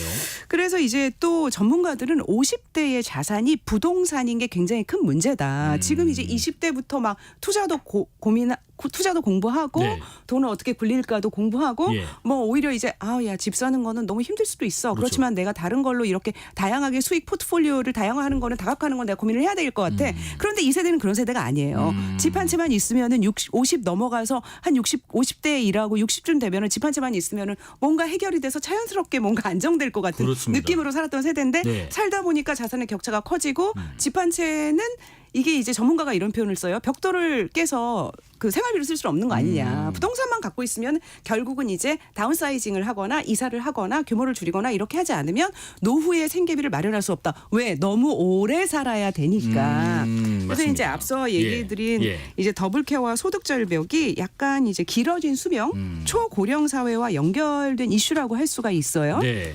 2081님 문자 주시네요. 50대 중반입니다. 앞으로도 부모님을 모셔야 하고 자식들은 대학을 다니고 있습니다. 아직은 나를 챙길 여력이 없습니다. 공감하는 문자 벌써 보내주고 계십니다. 이분이 정확하게 예. 두 번째 키워드인 더블케어에 대해서 그렇습니다. 말씀을 해주셨어요. 네. 왜냐하면 2030 세대가 이제 이 초고령 사회의 특징 중에 하나, 긴 수명 시대의 특징 중에 하나가 성인 이행기라는 게 길어져요. 성인 이행기요? 예, 그게 뭐냐면 이 대학에 들어가서부터 내가 완전히 경제적 독립을 할 때까지의 기간이 성인이 돼서 이제 만 20세 뭐 성인이 돼서 그 완전히 경제적 독립할 때까지의 기간이 길어요. 그러니까 직장도 자리 잡아야 되고. 예전엔 대학 들어가면 50대 세대들은 대학 들어가면 용돈은 내가 벌어 써야지 네. 하던 시대지만 난 다 키웠어 이러고. 그랬는데 지금은 뭐 한 졸업해서 경제적으로 조금 여유가 생겨서 내가 뭐 월세나 전세라도 얻을 보증금이라도 얻을 때까지 부모 집에 있는 거야. 그러면 계속 자식들을 부양을 해야 되는데 지금 아까 문자를 보내주신 청취자께서 말씀하신 대로 부모님은 또 계속 또 이제 약간 몸이 아프시고 건강을 관리하면서 어쨌든 오래 사세요. 네네. 그러니까 이 양쪽의 케어를 이제 50대가 해야 되는 거예요. 그런데 50대가 퇴직 압박을 받아요. 그러면서 갑자기 이제 그 돈을 벌 수 없는 상태인데 난 계속 3대를 부양해야 되는 이런 상태가 되는 거죠. 그래서 이제 이제 소득 압박, 소득 절벽이라고 하는 이제 본 주제로 들어가서 그렇죠. 이 소득 절벽이란 말이 뭐냐면 이제 원래 영어로 이제 인컴 크레바스라고 그래서 소득 크레바스가 뭐냐면 빙하가 지구 온난화로 녹으면서 빙하가 이렇게 쩍 갈라져서 쭉 밑으로 이렇게 푹 꺼지는 그런 틈이 생기는데 그걸 크레바스라고 하거든요. 근데 이제 50대에 갑자기 주된 직장에서 퇴직하고 소득이 줄어드는 거는 그만큼 급격하게 절벽처럼 떨어진다라는 표현으로 이제 이거를 쓰고 있어요. 그래서 사실 이제 그 50 전후에 주된 직장에서 퇴직을 하게 되면 일자리가 없기 때문에 소득이 정말 거의 한 20-30% 이하로도 떨어질 수 있어요. 원래 봤던 거에. 그런데 연금 수령은 점점 늦어지잖아요. 그렇죠. 그래서 64년생까지는 63세. 지금 이제 60대 되시는 분들은 이제 63세부터 국민연금을 수령하시지만 68년생까지는 64세부터 69년생 이후에는 65세가 돼야지 국민연금을 수령할 수 있어요. 그러니까 지금 50대 절반 이상은 한 10년에서 15년 정도 이렇게 소득 절벽의 상태에서 근데 버텨야 되는 위아래로 거예요. 돈 나갈 때가 이렇게 많은데 15년 동안 수입이 없을 수 있다. 없을 수 있고 있어 봐야 기존에 벌던 거에 한 20-30% 이상 못 벌 수 있죠. 그 정도 그러면은- 수준으로 실제로 예, 떨어져요. 일을 더 할 수밖에 없고 해야겠는데요. 근데 이제 예. 중장년 일자리를 심각한 문제로 보지 않잖아요. 네. 그러니까 일자리가 이제 없는 거죠. 사실 이제 여기서 일자리라고 하는 거는 젊은 친구들도 그렇고 청년도 양질의 일자리가 아예 없어요. 이러진 않죠. 네네. 일자리는 뭔가는 있어요. 그런데 양질의 일자리가 없어요. 그럼 양질이라고 하면은 엄청난 양질을 원하는 것은 아니지만 예. 어쨌든 본인이 지금까지 쌓아온 어떤 뭐 특기, 경력 이런 것들을 살리면서 예. 어느 정도 생계 유지가 가능한 고정적 소득이 나와야 이게 일자리로서의 기능을 할 수 있는 거거든요. 네네. 그냥 아르바이트가 아니고 그런데 그런 일자리가 중년들에게 거의 열려 있지가 않아요. 그런 일자리가 굉장히 드물어요. 예. 사실 앞서 아까 이 주제를 어떻게 시작하게 됐냐 예. 얘기를 하셨는데 제 주변에 50대들이 네. 갑자기 연락이 안 됩니다. 네. 그리고 모임을 안 해요. 그 왜냐하면 법인카드 쓸 사람이 이제 아무도 없어요. 법인카드를. 그래서 누군가는 예전에 나 승진했어. 네. 법인카드 쓰고 뭐 이랬는데 지금 아무도 없고 모여서 그냥 몇만 원 내는 것조차도 부담이 되는데 그거를 주변에 알리고 싶지 않기 때문에 안 모이는 거예요. 그래서 이제 그런 상태. 그런데 이제 50대들의 가장 큰 공포가 뭐냐면 예. 건강이에요. 건강. 50대들 지금 너무 건강해요. 예, 근데 예. 건강의 가장 큰 문제는 뭐냐면 50에서 65세까지의 건강은 어떤 사회적 지원도 받을 수 없이 여전히 나 혼자 다 해결해야 되는 건강함이에요. 그러니까 굉장히 좌절스럽고 네. 이게 굉장한 공포로 다가오는 그런 건강함이라고 할 수가 있는 거죠. 참 이 3대를 책임져야 되는데 나는 또 아프면 안 되고 근데 그리고 또 아프면 아프지 않으면 아무것도 없고. 네. 참 우리나라에서 답을 찾기가 좀 어려우면 항상 우리가 외국사를 보는데 네. 일본을 또 취재하셨는데요. 일본은 뭐 초고령화 사회 이미 접어들었고 우리보다 먼저 이런 상황을 경험했을 것 같은데 일본은 혹시 해법이 있습니까? 그래서 이제 일본이 1970년에 고령화 예. 사회, 그다음에 1994년에 고령 사회, 네. 2006년 초고령 사회에 진입을 했어요. 이게 이제 65세 이상 인구가 7%, 14%, 20% 이상이 되는 거를 기점으로 하는 건데 예. 우리나라는 이게 2000년 7%를 넘었고 2018년 14%를 넘었고 내년에 65세 이상 인구가 이제 20%가 넘는 초고령 사회에 진입을 할 전망인데 세계 역사상 가장 빠른 속도로 고령화를 하고 있어요. 네. 일본은 우리보다 훨씬 먼저 이런 고령화를 경험을 했기 때문에 네네. 이제 일본이 가지고 있는 해법은 뭐냐면 제가 이제 우리나라의 고용노동부에 해당하는 네. 일본의 후생 노동성 고령자 고용 대책과장이 있습니다. 고용 대책과장. 네, 만났어요. 예. 근데 이제 일본은 이 문제를 1970년대부터 고민을 해서 해법을 어떻게 잡는 거냐면 심플해요. 소득 절벽을 없애자. 그러니까 연금 수령 기간까지 어떻게든 일하게 만드는 거예요. 그래서 연금 수령 기간을 이 일본 같은 경우 우리보다 더 빨리 늦췄거든요. 네네. 늦추는 만큼 정년을 그에 맞춰서 늘리는 거예요. 그리고 이제 그 정년을 지키도록 이렇게 기업들에게 압박을 하는 거죠. 네. 이제 우리도 사실 법정 정년은 지금 60세가 되어 60세가 되어 60세, 있어요.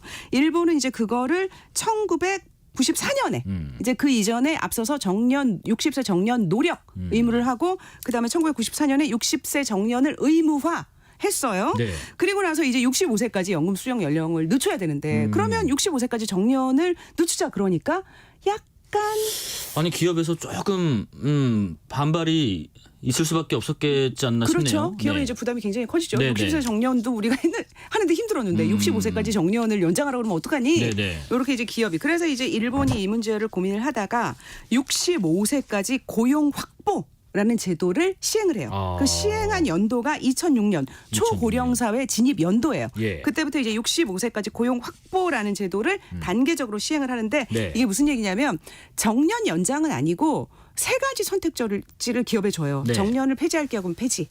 연장할 기업은 65세까지 연장. 네. 그리고 이게 다 부담스러우면 60세 이후에 일단 퇴직을 시키고 60세부터 65세까지 예, 예. 이 사람을 계속 고용하는 그런 이제 재고용 같은 거죠. 계약직 재고용을 하더라도 예. 이 사람을 계속 65세까지 고용을 해라. 왜냐하면 우리가 연금을 65세까지 수급 연령을 늦춰야겠으니 기업들 너네는 65세까지 무슨 수를 써서라도 노동자들을 데리고 있어. 네네. 이렇게 된 거예요. 그래서 이제 임금이 엄청 낮아지긴 하죠. 굉장히 낮아지긴 하지만 어쨌든 그래도 연금 수령 때까지 이 사람 데리고 있어라. 할 수 있고. 이런 어떤 예. 제도를 도입을 한 거예요. 근데 이런 논의가 우리나라에서도 지금 진행 중인데 경사노위의 핵심 이슈가 정년 연장 아니면 아까 말씀하신 계속 고용 네. 이 부분인 거죠? 네. 예. 사실 이제 굉장히 예민한 이슈고 네. 그 노동계와 또 기업의 입장이 굉장히 다르기 때문에 네. 여기서 이제 어떤 결론을 내리기는 어려운데 일본은 어쨌든 이제 그 기업들이 조금 더 자율적인 선택권을 가질 수 있도록 계속 고용이라고 하는 선택지를 줬어요. 좋네요. 줬어요.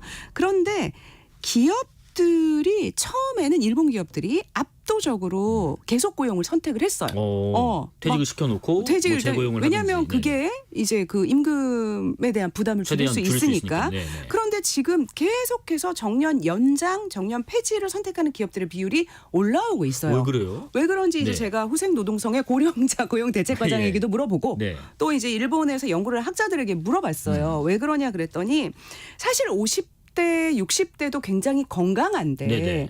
이 사람들을 일단 퇴직을 시킨 뒤에 임금을 팍 낮춰버리니까 원래 하던 것과 같은 일을 하는데 임금을 팍 낮춰버리니까 이 사람들이 일을 열심히 안 한다는 거예요. 오히려 생산성이 떨어진다. 그러니까 임금 테이블을 약간 조정을 하지만 그래도 어느 정도의 임금을 주고 그리고 나서 이 사람들의 생산성을 높이는 것이 더 이익이 될 수 있겠다. 겪어보니까. 예. 그래서 계속 고용으로 임금을 무조건 낮추는 것이 과연 생산성을 높이는 데 도움이 될 것인가. 이게 이제 이거랑도 관련이 있어요. 일본이 고령화가 오래되다 보니까 네. 청년 인력이 없어요. 제가 기업을 실제로 취재를 가보면 예. 우리도 젊은 사람 쓰고 싶다. 근데 없잖니. 네네. 그러니까 우리가 할 수 있는 방법은 이 일에 적합한 사람을 나이가 있어도 골라서 쓰는 거. 그게 우리가 선택할 수 있는 가장 좋은 선택지다. 그러다 보니까 고령자 고용이 많아져서 제가 이제 한 그 반도체 그 특수 전원 장치를 제조하는 기업을 취재를 갔었거든요. 네네. 거기가 이제 SK 하이닉스라든지 뭐 삼성전자에도 납품을 하는 회사예요. 네. 근데 이 회사의 직원 평균 연령이 56세예요. 평균 연령이요? 예, 평균 연령이 56세예요. 예. 아니 우리도 뭐 그 젊은 사람을 안 뽑으려고 하는 게 아니에요. 뽑고 싶은데 네네. 없으면 그래도 경력이 있고 일할 수 있는 뭐 중년층을 뽑아서 이렇게 잘 뽑아서 쓰면 된다. 숙련도도 있을 테고요. 숙련도도 있을 테고. 네네. 다만 이제 한 가지 네. 조금 거기서 고려하는 거는 뭔가요? 그런데 그 대기업에서 오는 사람들을 조금 자기네들이 눈여겨본대요. 볼 때 까다롭게. 왜냐하면 예. 대기업에 온 사람들이 이제 적응을 잘 못한 거죠. 내가 가르쳐 줄게. 네네. 내가 대기업에서 왔는데 이러면서 이제 거기 약간 중소기업이거든요. 예, 예. 근데 이제 중장년들은 대기업에 있다가도 주된 직장 퇴직하고 나면은 네. 중소기업으로 많이 가세요. 일본에서도. 우리나라도 그렇지만. 네. 그래서 이제 중소기업으로 가면 중소기업에서는 조금 중소기업에 맞는 그런 역할을 이제 좀 해줘야 되는데 네. 우리나라에서도 이제 중장년 재취업 지원하시는 전문가들의 얘기를 들어보면 중소기업에서는 조금 그 관리도 하지만 실무적으로도 많은 일을 할 수 있는 사람을 원한다. 그런 사람들 이제 대기업에서 받는 것만큼은 아니지만 거기로 가시면 이제 조금 월급 수준이 낮아져도 어쨌든 안정적인 직장을 구할 수가 있는 거죠. 네네. 그래서 일본에서도 중장년 분들은 그런 식으로 재취업을 많이 하고 계시더라고요. 네. 그 지금 예전에 봤던 영화 중에서 인턴이라는 영화인데 로버트 드니로가 나온 네네네. 영화. 그 영화 보면은 은퇴한 드니로가 회사 인턴 들어가서 처음에는 뭐 되게 가치가 없어 보이지만 나중에는 점점 인정받고 그 관록과 경험으로 어우러지는 이런 식이었는데 그러면 일본 취재 갔다 온 그 케이스가 특수한 어떤 회사의 케이스나 지역의 케이스가 아니라 그럼 일본에서는 5, 60대가 일하는 거는 이제 일반화됐다 이렇게 보면 되나요? 그렇죠. 그게 이제 앞서 말씀드린 대로 그 이제 그 인력이 네. 계속 구하기가 어렵기 때문에 그래서 50세 이상의 인력을 어떤 잠재적인 거대한 인력 풀로 인식하는 그런 사회적인 구조가 돼 있고 예. 그리고 이제 실제로 취재를 가보면 뭐 20, 30대하고 뭐 5, 60대하고 굉장히 어우러져서 일하는 뭐 70대도 있어요. 그게 네. 인력 구성이 굉장히 다양하게 그렇게 일을 하는 거에 다들 익숙해져 있고 그리고 50대한테 제가 가서 퇴직에 대해서 물어보면 잘 질문을 이해를 못해요. 왜 퇴직 압박을 물어보냐 나한테. 아. 50대는 아직 퇴직 압박이 없는데. 네네네. 우리처럼 49.5세가 아닌데. 아니고 우리 65세까지 고용 확보가 있기 때문에 왜 나한테 그런 걸 물어보지? 약간 이런 그런 느낌이 있다고 볼 수가 있어요. 사실 네네. 이제 일본이 왜 이런 제도를 시행하느냐. 초고령 사회에서 굉장히 중요한 게 뭐냐면 4대 보험의 재정을 튼튼하게 하는 거예요. 그렇다면 이제 이 4대 보험을 어떻게 해야 되냐. 초고령 사회에서는 사람들이 최대한 오래까지 일하고 그렇죠. 최대한 오랫동안 4대 보험을 납부하게 해야지만 연금이라든지 의료보험이라든지 이런 재정을 튼튼하게 할 수 있기 때문에 그렇습니다. 초고령 사회에서는 이 거대한 5, 60대의 잠재적 인력풀을 활용하는 게 굉장히 중요하다 이런 얘기를 하고 있습니다. 예. 네. 우리나라에서도 안 하고 있지는 않을 것 같아요. 어떤 노력을 하고 있을 텐데 어떤 노력을 하고 있을까요? 그 사실 서울시 50플러스 재단이라고 예. 중장년 지원을 하는 서울시 수련기관이 있어요. 이 기관이 2016년에 출범을 했는데 네. 그때 가장 중요한 사업이 보람 일자리였어요. 보람 일자리. 그러니까 이제 50대 이상의 인력 50대 이상의 사람들에게는 생계가 급한 게 아니라 아마 보람만 찾으면 될 거야라고 생각을 했는데 실제로 50대 이상의 사람들이 지금 굉장히 생계형 일자리를 원하고 그러네요. 있어서 여기서도 이제 뭐 대기업하고 연대를 해서 취업 박람회를 연다든지 아니면 이제 풀타임 인턴십을 해서 실제로 5, 60대, 4, 50대를 채용하면 기업에 돈을 지원한다든지 이런 사업을 중심으로 좀 바꾸고 있는 상황이라고 예. 할 수가 있죠. 네. 박예수도 기자님 말씀 들어보면은 이제 뭐 기업이나 뭐 나라에서나 제도적으로나 그런 것들도 좀 변화가 필요하겠지만은 이 50대 중장년들 스스로도 이 좀 생각을 바꿀 필요도 있어 보인다는 느낌도 듭니다. 네, 예. 그게 이제 사실 제가 취재를 할 때 중장년들이 적응을 잘 못해가지고 기업에서 안 쓰는 거 아니야 이런 생각을 저도 했어요. 네네. 그런데 실제로 취재를 해보니까 그런 분들도 너무 상황이 안 좋으니까 퇴직하고 나서 그냥 몇 달 지나면 내가 생각하던 게 아니구나 낮아져야겠구나. 그런데도 잘 취업이 안 돼요. 네. 그래서 이제 그 어떤 게 중요한 것 같냐면 중장년의 장점들이 있어요. 취재를 해보면 뭐냐면 회사를 잘 옮기지 않고 충성도나 성실성이 굉장히 높고 그럴 수 있죠. 이직을 목표로 하지 않고 오랫동안 일하는 걸 목표로 하기 때문에 네. 이제 인사팀에서는 중장년을 좀 쓰는 거를 이제 그 노하우가 있으면 원하는데 젊은 세대들이 좀 밑에 그 사람들을 두기 싫어하는 거예요. 그래서 이제 이 지원기관들에서는 이제 서울시 50플러스 재단도 그렇고 예. 그리고 중장년을 썼을 때 조금 효과가 있었던 경험들을 지금 축적을 해서 그거를 재취업 지원, 재취업과 관련된 성공 스토리를 좀 많이 만들어 가야 되겠다. 일단. 네. 그런데 중년은 생각보다 굉장히 많이 적응을 하고 있고요. 그리고 이제 전문가들이 하나 이제 5, 60대한테 조언을 하는 거는 네. 50대 인생 설계라고 하는 게 20대 인생 설계하고 약간 다르잖아요. 그렇죠. 이미 뭔가가 있는 상태에서 여기다가 덧칠을 할 건지 아니면 일부를 지우고 새로 시작할 건지 50대들도 굉장히 인생 2막을 새롭게 30년을 설계하는 그런 중요한 터닝 포인트거든요. 네. 그래서 50대들이 혼자서 좀 고민하지 마라. 굉장히 적응을 못한대요. 심리적으로. 네네. 20대들은 새로 그리니까 막 이게 꿈에 부풀어서 하지만 갑자기 떨어져서 이렇게 해야 되니까 굉장히 심리적으로 적응을 못하니 예. 그래서 이제 50대 분들 이런 게 다 비슷한 상황이니까 좀 전문적인 기관 미흡하지만 네. 도움을 줄 수 있는 기관이 있으니까 거기서 좀 도움을 받으시는 거를 전문가들이 굉장히 많이 추천을 하시더라고요. 이 예. 방송 들으시는 분들도 이런 상황에 처하신 분들이 많을 그렇죠. 거예요. 네. 그래서 좀 혼자 고민하지 마시고 네. 좀 도움을 좀 받아라. 예. 그런 조언을 마지막으로 이제 전해드리고 싶습니다. 네, 3253님, 박예수도 기자님 상대적으로 관심이 적은 50대를 심층 취재해서 문제점을 지적하고 그들 삶의 질 향상을 위한 대안도 제시하신 것 같습니다 하시는데 이런저런 상담도 받으라 하시는데 우선은 이 방송부터 한번 보세요. 그러면 또 해안이 나오실 겁니다. 오늘 이야기를 듣고 프로그램을 찾아보고 싶으시면요. KBS 시사기획 창 홈페이지 그리고 유튜브 등을 통해서 461회 제목은 870만 낀 세대 소득 절벽의 가치다 편을 보시면 되겠습니다. 지금까지 KBS 박예수도 기자였습니다. 고맙습니다. 네, 고맙습니다. 실시간 교통정보 알아보겠습니다. 교통정보센터 김민희 리포터 나와주세요. 네, 본격적인 퇴근 정체가 시작되면서 곳곳으로 정체 길이는 더욱 길어졌습니다. 영암 순천고속도로 순천 쪽으로 보성 부근 2차로와 갓길에서는 고장난 대형 화물차를 처리하고 있고요. 중앙고속도로 지선 양산 쪽으로 대동분기점 부근 4차로에도 고장난 차가 서 있습니다. 이 때문에 대동분기점에서 물금 사이로 속도 줄여 지납니다. 경부고속도로 서울 방면으로 언양휴게소 부근 3차로에서도 고장난 차를 처리하고 있습니다. 이후 정체는 수도권 기흥동탄에서 부근에서 수원 사이와 죽전 휴게소에서 서울요금소 부근, 다시 판교 부근과 또 양재부터 반포 사이로 더디게 지납니다.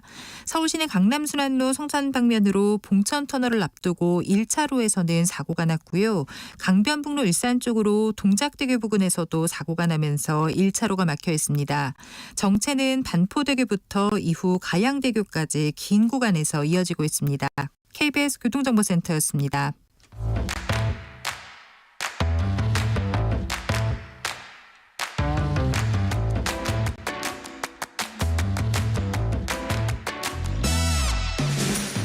파고 또 파고 골라서 엄선한 뉴스만 전해드립니다. 파파뉴 코너. 오늘은 김혜림 북저널리즘 에디터와 함께합니다. 안녕하십니까? 안녕하세요.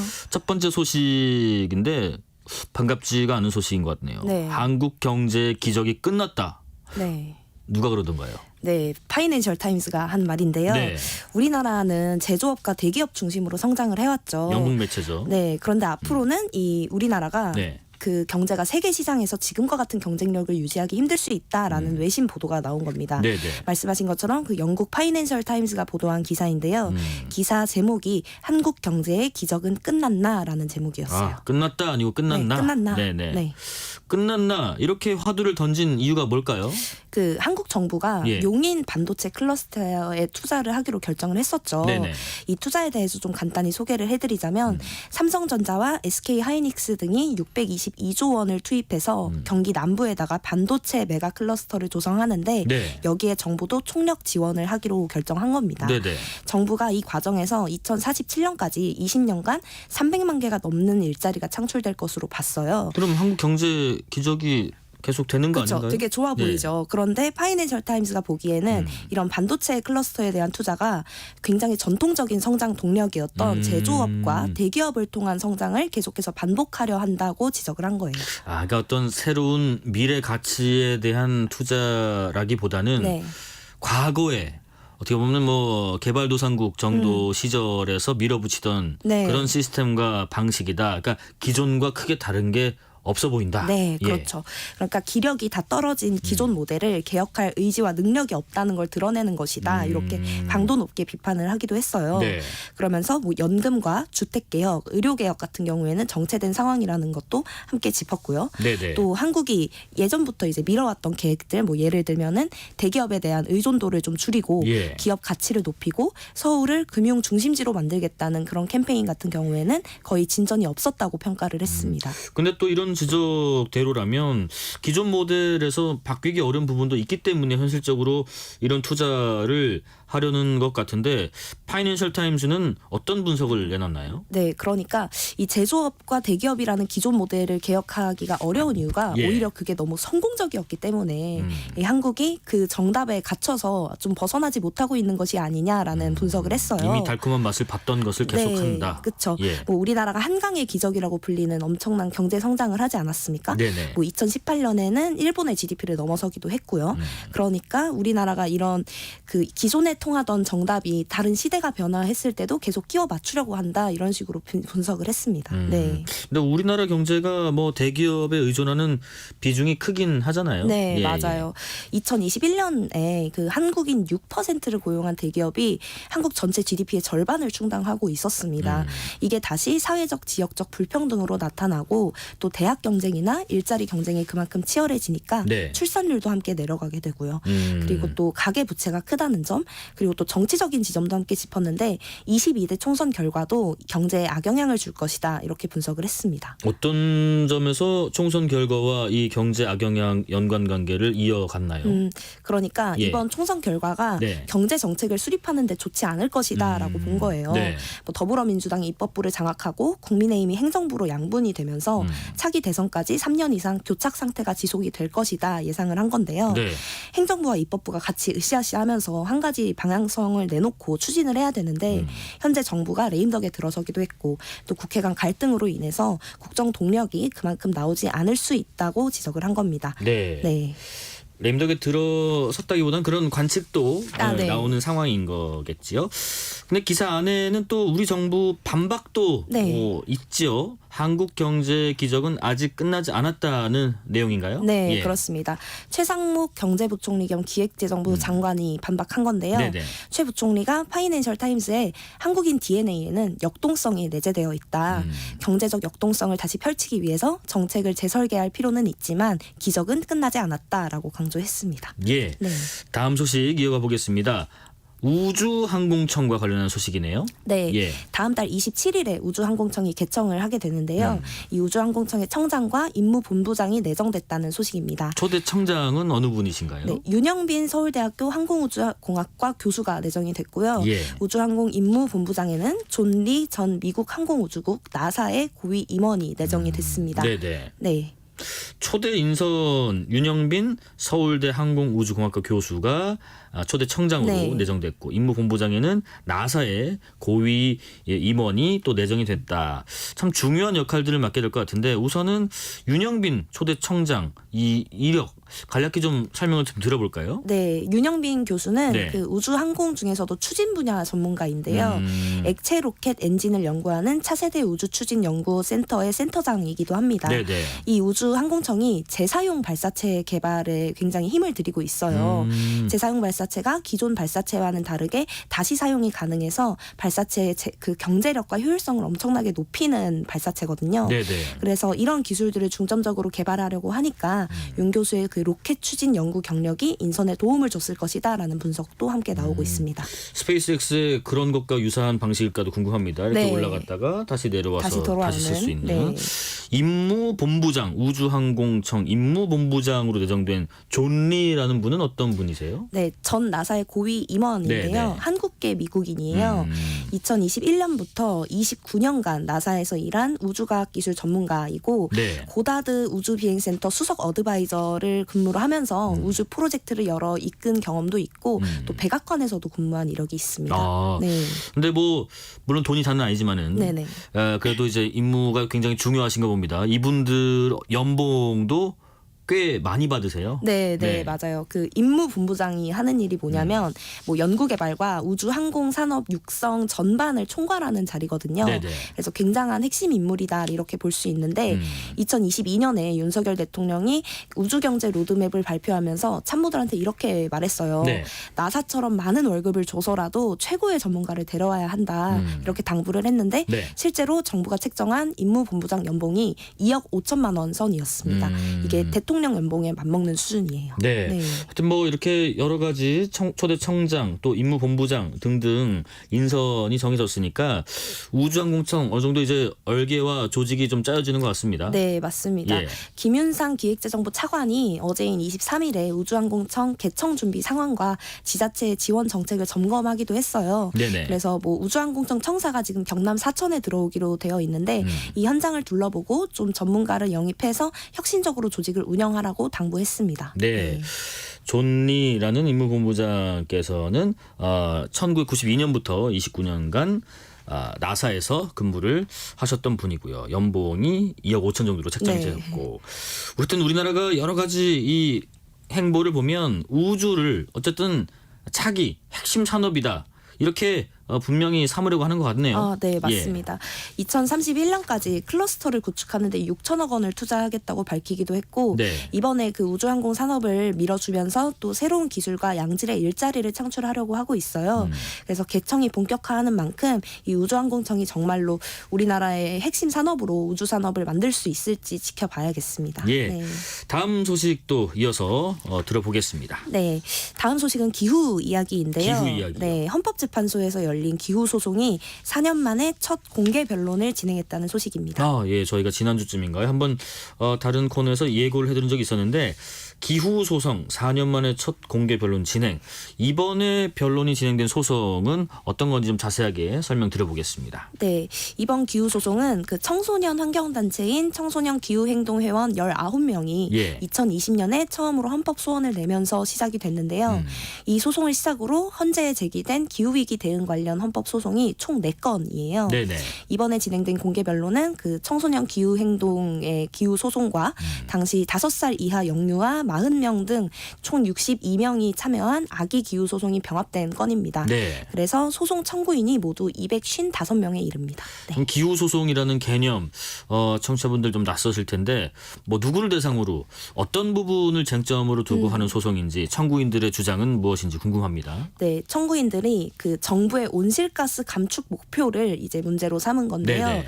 이 목표가 불충분하기 때문에 미래 세대를 포함한 시민의 기본권을 침해하고 있다고 청구를 건 겁니다. 네. 우리나라가 2030년까지 온실가스 배출량을 2018년 대비 40% 감축하도록 했는데 이 목표가 적절하지 않다는 주장이고요. 네. 그래서 이런 정부의 목표가 헌법 제35조 1항 그러니까 모든 국민은 건강하고 쾌적한 환경에서 생활할 권리를 가지고 또 국가와 국민은 환경 보전을 위해 노력해야 한다라는 이 조항에 어긋난다고 주장을 하고 있습니다. 예. 근데 이게 처음 헌법 소원을 낸 게 2020년이라고 하셨죠. 근데 이번에 첫 변론이 진행됐다. 시간이 좀 많이 흘러서 진행이 됐네요. 네, 맞습니다. 소송이 제기된 지 지금 4년 1개월 만에 변론이 시작된 건데요. 네. 기후위기가 지금 심각해지는 만큼 헌재가 빠르게 결정을 내려야 한다는 목소리도 컸는데 쟁점이 많고 또 사안이 복잡하고 심층적으로 이해해야 하는 그 어떤 사안인 만큼 심리를 좀 헌재가 미뤄왔었습니다. 네. 근데 이번에 좀 변론이 진행되면서 기후소송 공동대리인단 변호사가 이렇게 말했어요. 네. 우리에게 나중은 없다. 2030년까지 온실가스를 감축하지 못하면 기후변화의 마지노선이 무너질 것이고 이건 다음 세대의 기본권 침해로 이어질 것이다. 이렇게 밝히기도 했거든요. 네네. 그렇기 때문에 지금 어느 때보다 헌재의 역할이 중요하다. 이런 말도 함께 덧붙였습니다. 네. 우리에게 나중은 없다. 이런 변호사의 이야기도 있었습니다. 결과가 어떻게 나올 것 같다. 혹시 조금 이를 수 있겠지만 예상이 될까요?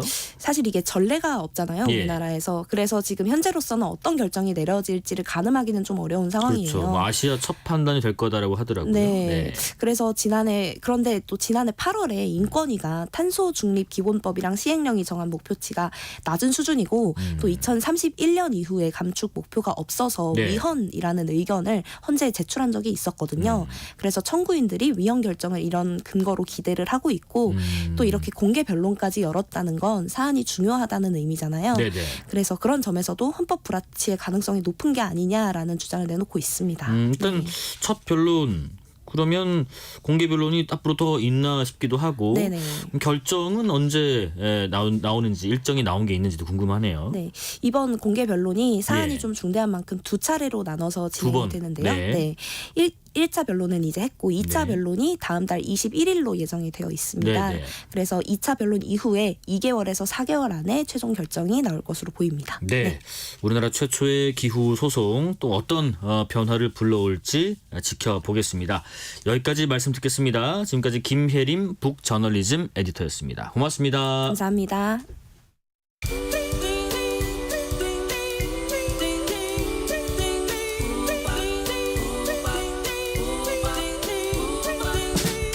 오늘 하루 뉴스를 정리해주는 다정한 편지 한 통. KBS 1라디오 뉴스레터 K.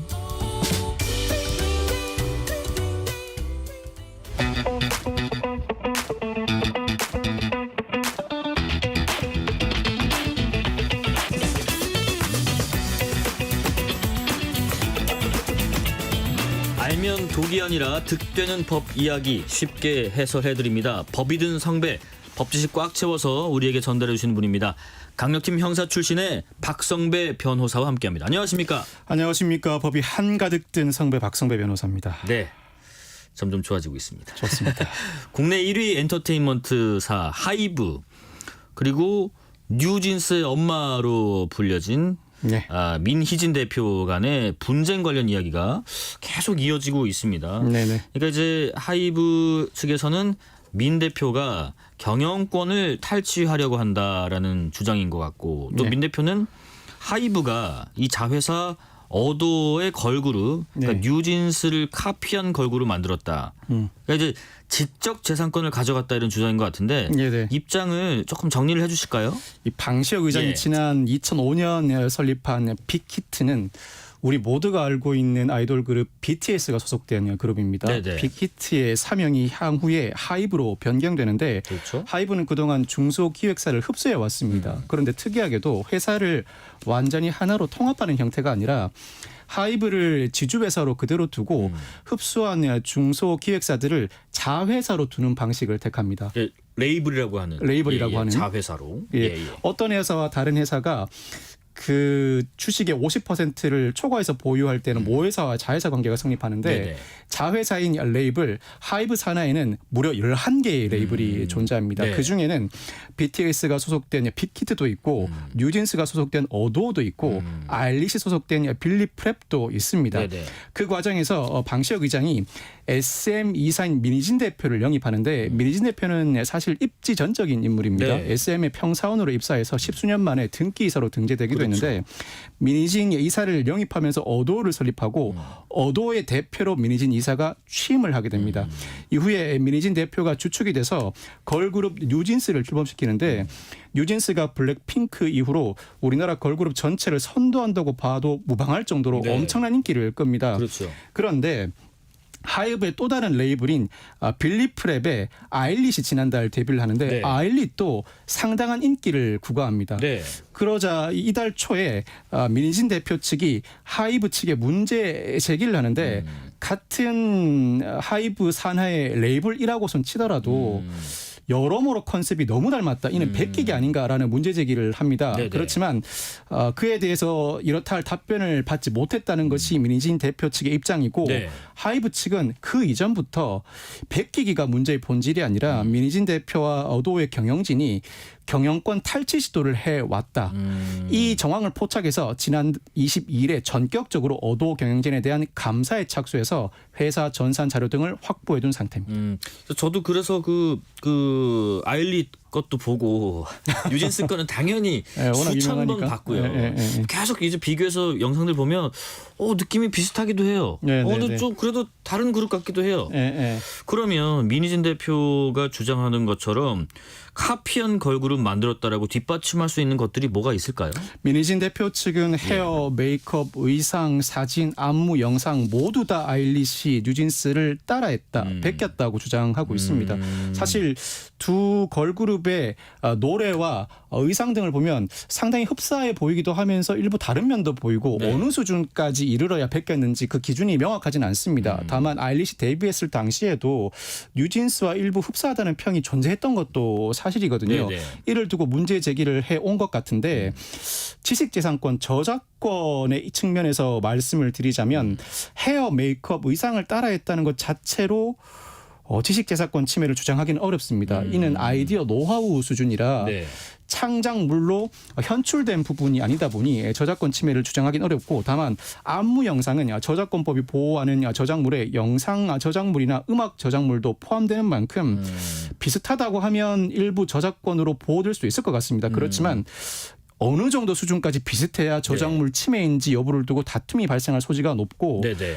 이 경우에 즉 저작권 침해가 인정된다고 하면 어도어의 저작권이 기속되는 것은 맞습니다. 그렇지만 또 달리 생각해 보면 하이브가 지주회사로서 하이브 자체가 어도어의 지분 80%를 보유하고 있거든요. 네. 민희진 대표가 지분 18%, 예. 민희진 대표의 우호 지분이라고 할 수 있는 경영권을 전부 합친다고 하더라도 20%의 지분만 보유하고 있는 상황이라 지식재산권이 어도어에 기속된다고 하더라도 그 지식재산권의 80% 정도는 하이브에 기속된다고 볼 여지도 있어서 하이브 산하의 여러 레이블 간 지식재산권 침해 문제를 두고 하이브 측에 문제 제기를 했을 때 하이브 측이 적극적으로 나서줄까 상당한 의문이 제기되는 부분이기도 합니다. 그러면 이제 독립적인 지식재산권을 주장하기도 어려울 수도 있는 측면도 네네네. 고려해야 된다는 말씀이신 네네네. 것 같고 네.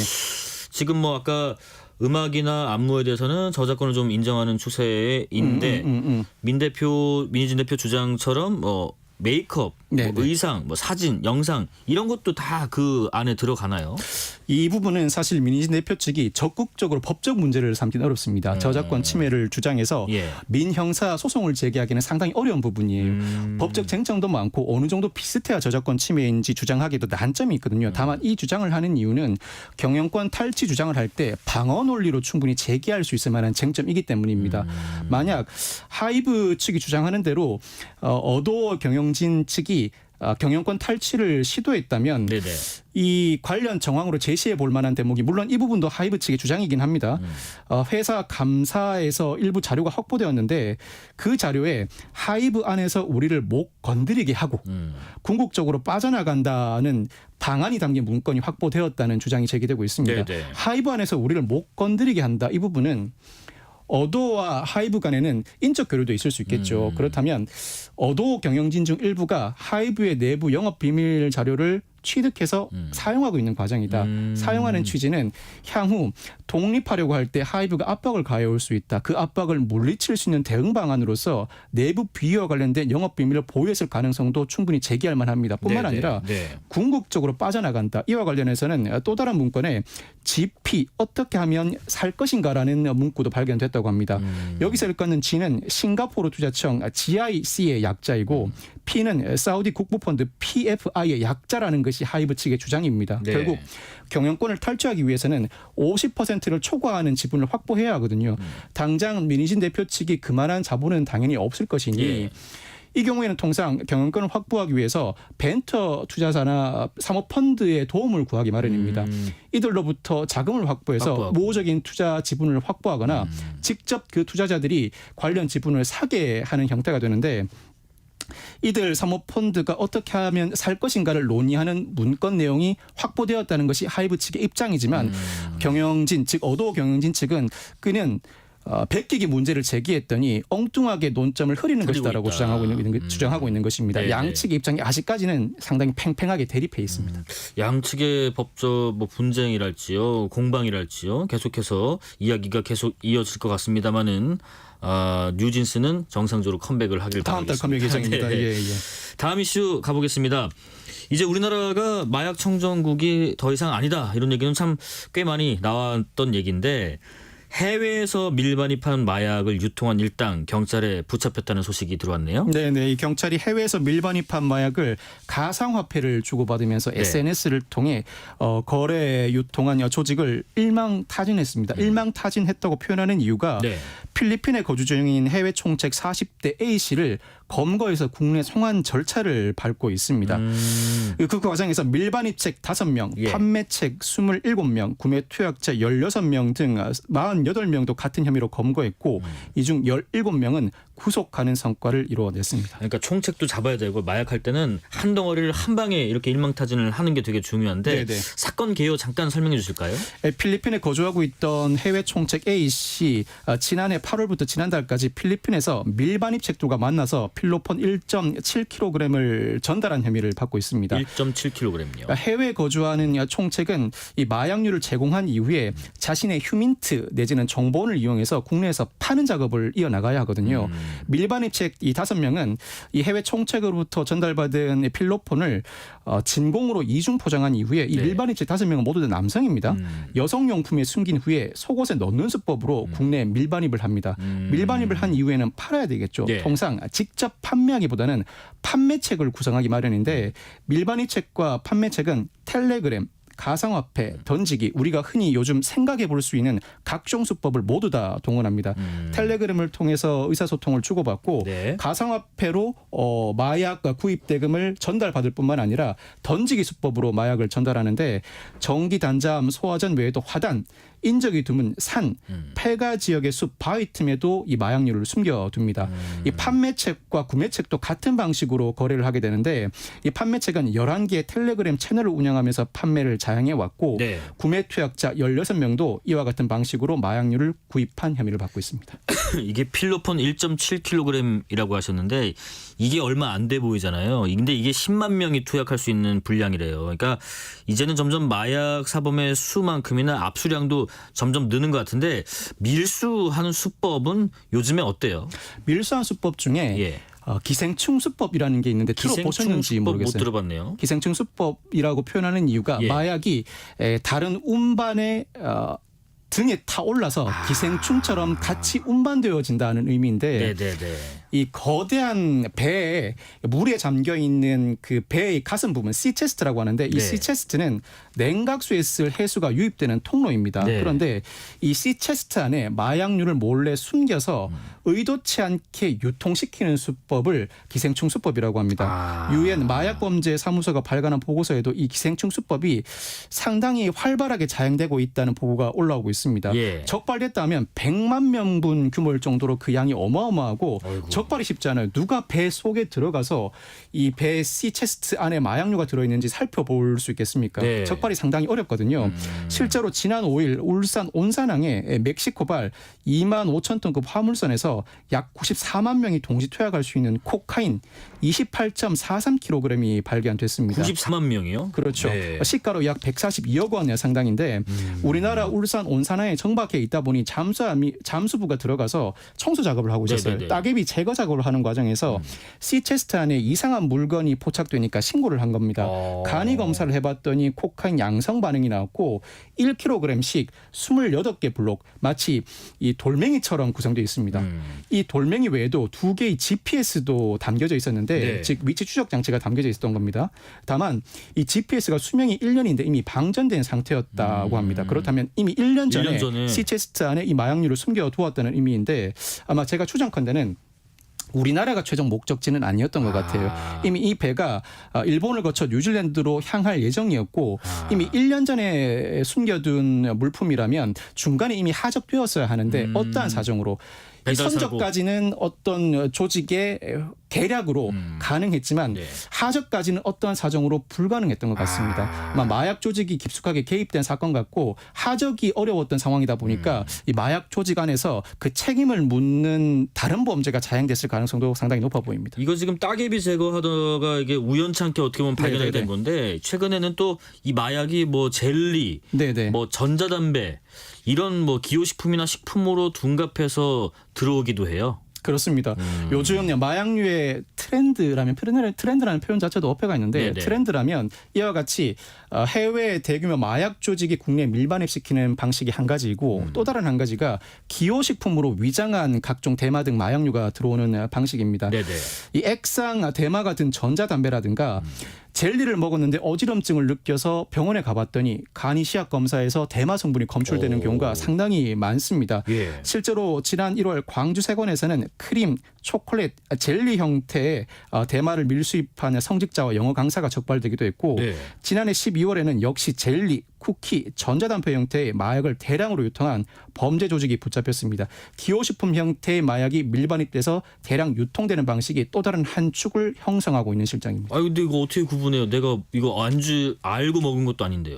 문제는 어떤 모임을 하는 과정에서 지인이나 친척, 동료로부터 젤리를 전달받아서 먹었다면 이때는 단순 참고인에 그칠 가능성이 높습니다. 피해자로 입건될 가능성이 낮은데 그렇지만 모르고 처벌받아요? 모르고 먹었다면 처벌받지 않죠. 그렇지만 그 사정은 충분히 소명을 해야 합니다. 반면에 적극적으로 젤리류를 구입했다거나 예를 들어 요즘에는 식욕 억제제도 많이 팔리는데 마약류 식욕 억제제가 있습니다. 이 마약류 식욕 억제제를 해외 직구를 한다든가 국내에서 구입할 경우에는 모르고 먹었다는 이유만으로는 책임을 면하기가 어렵습니다. 일종의 법률의 부지에 해당해서 처벌 가능성은 상당히 높아집니다. 여기까지 말씀드리겠습니다. 지금까지 박성배 변호사였습니다. 고맙습니다. 네, 감사합니다. 문자 한두 개만 읽어볼까요? 7409님 청취율 조사 전화 받았어요. 한 표 던졌습니다. 믿고 듣는 KBS 대표 프로그램이 될 거라 믿습니다 하셨고요. 9193님 퇴근길 지하철입니다. 사람들 틈에 끼어서 힘들게 가고 있지만 뉴스레터 K 들은 여기가 퍼스트 클래스 하트표. 저도 하트표 보내드립니다. 오늘 뉴스레터 K 여기까지입니다. 소득 절벽에 갇힌 870만 낀 세대 50대 이야기를 오늘 다뤄봤는데요. 응원하는 마음 담아서 끝곡으로 임영웅의 무지개해 들어보겠습니다. 치킨 쿠폰 받으실 분들 뉴스레터 K 홈페이지를 확인해 주시고요. 오늘도 여러분과 함께 세상을 읽어봤습니다. 지금까지 뉴스레터 K KBS 김용준이었습니다. 고맙습니다. 많이 힘들었나요?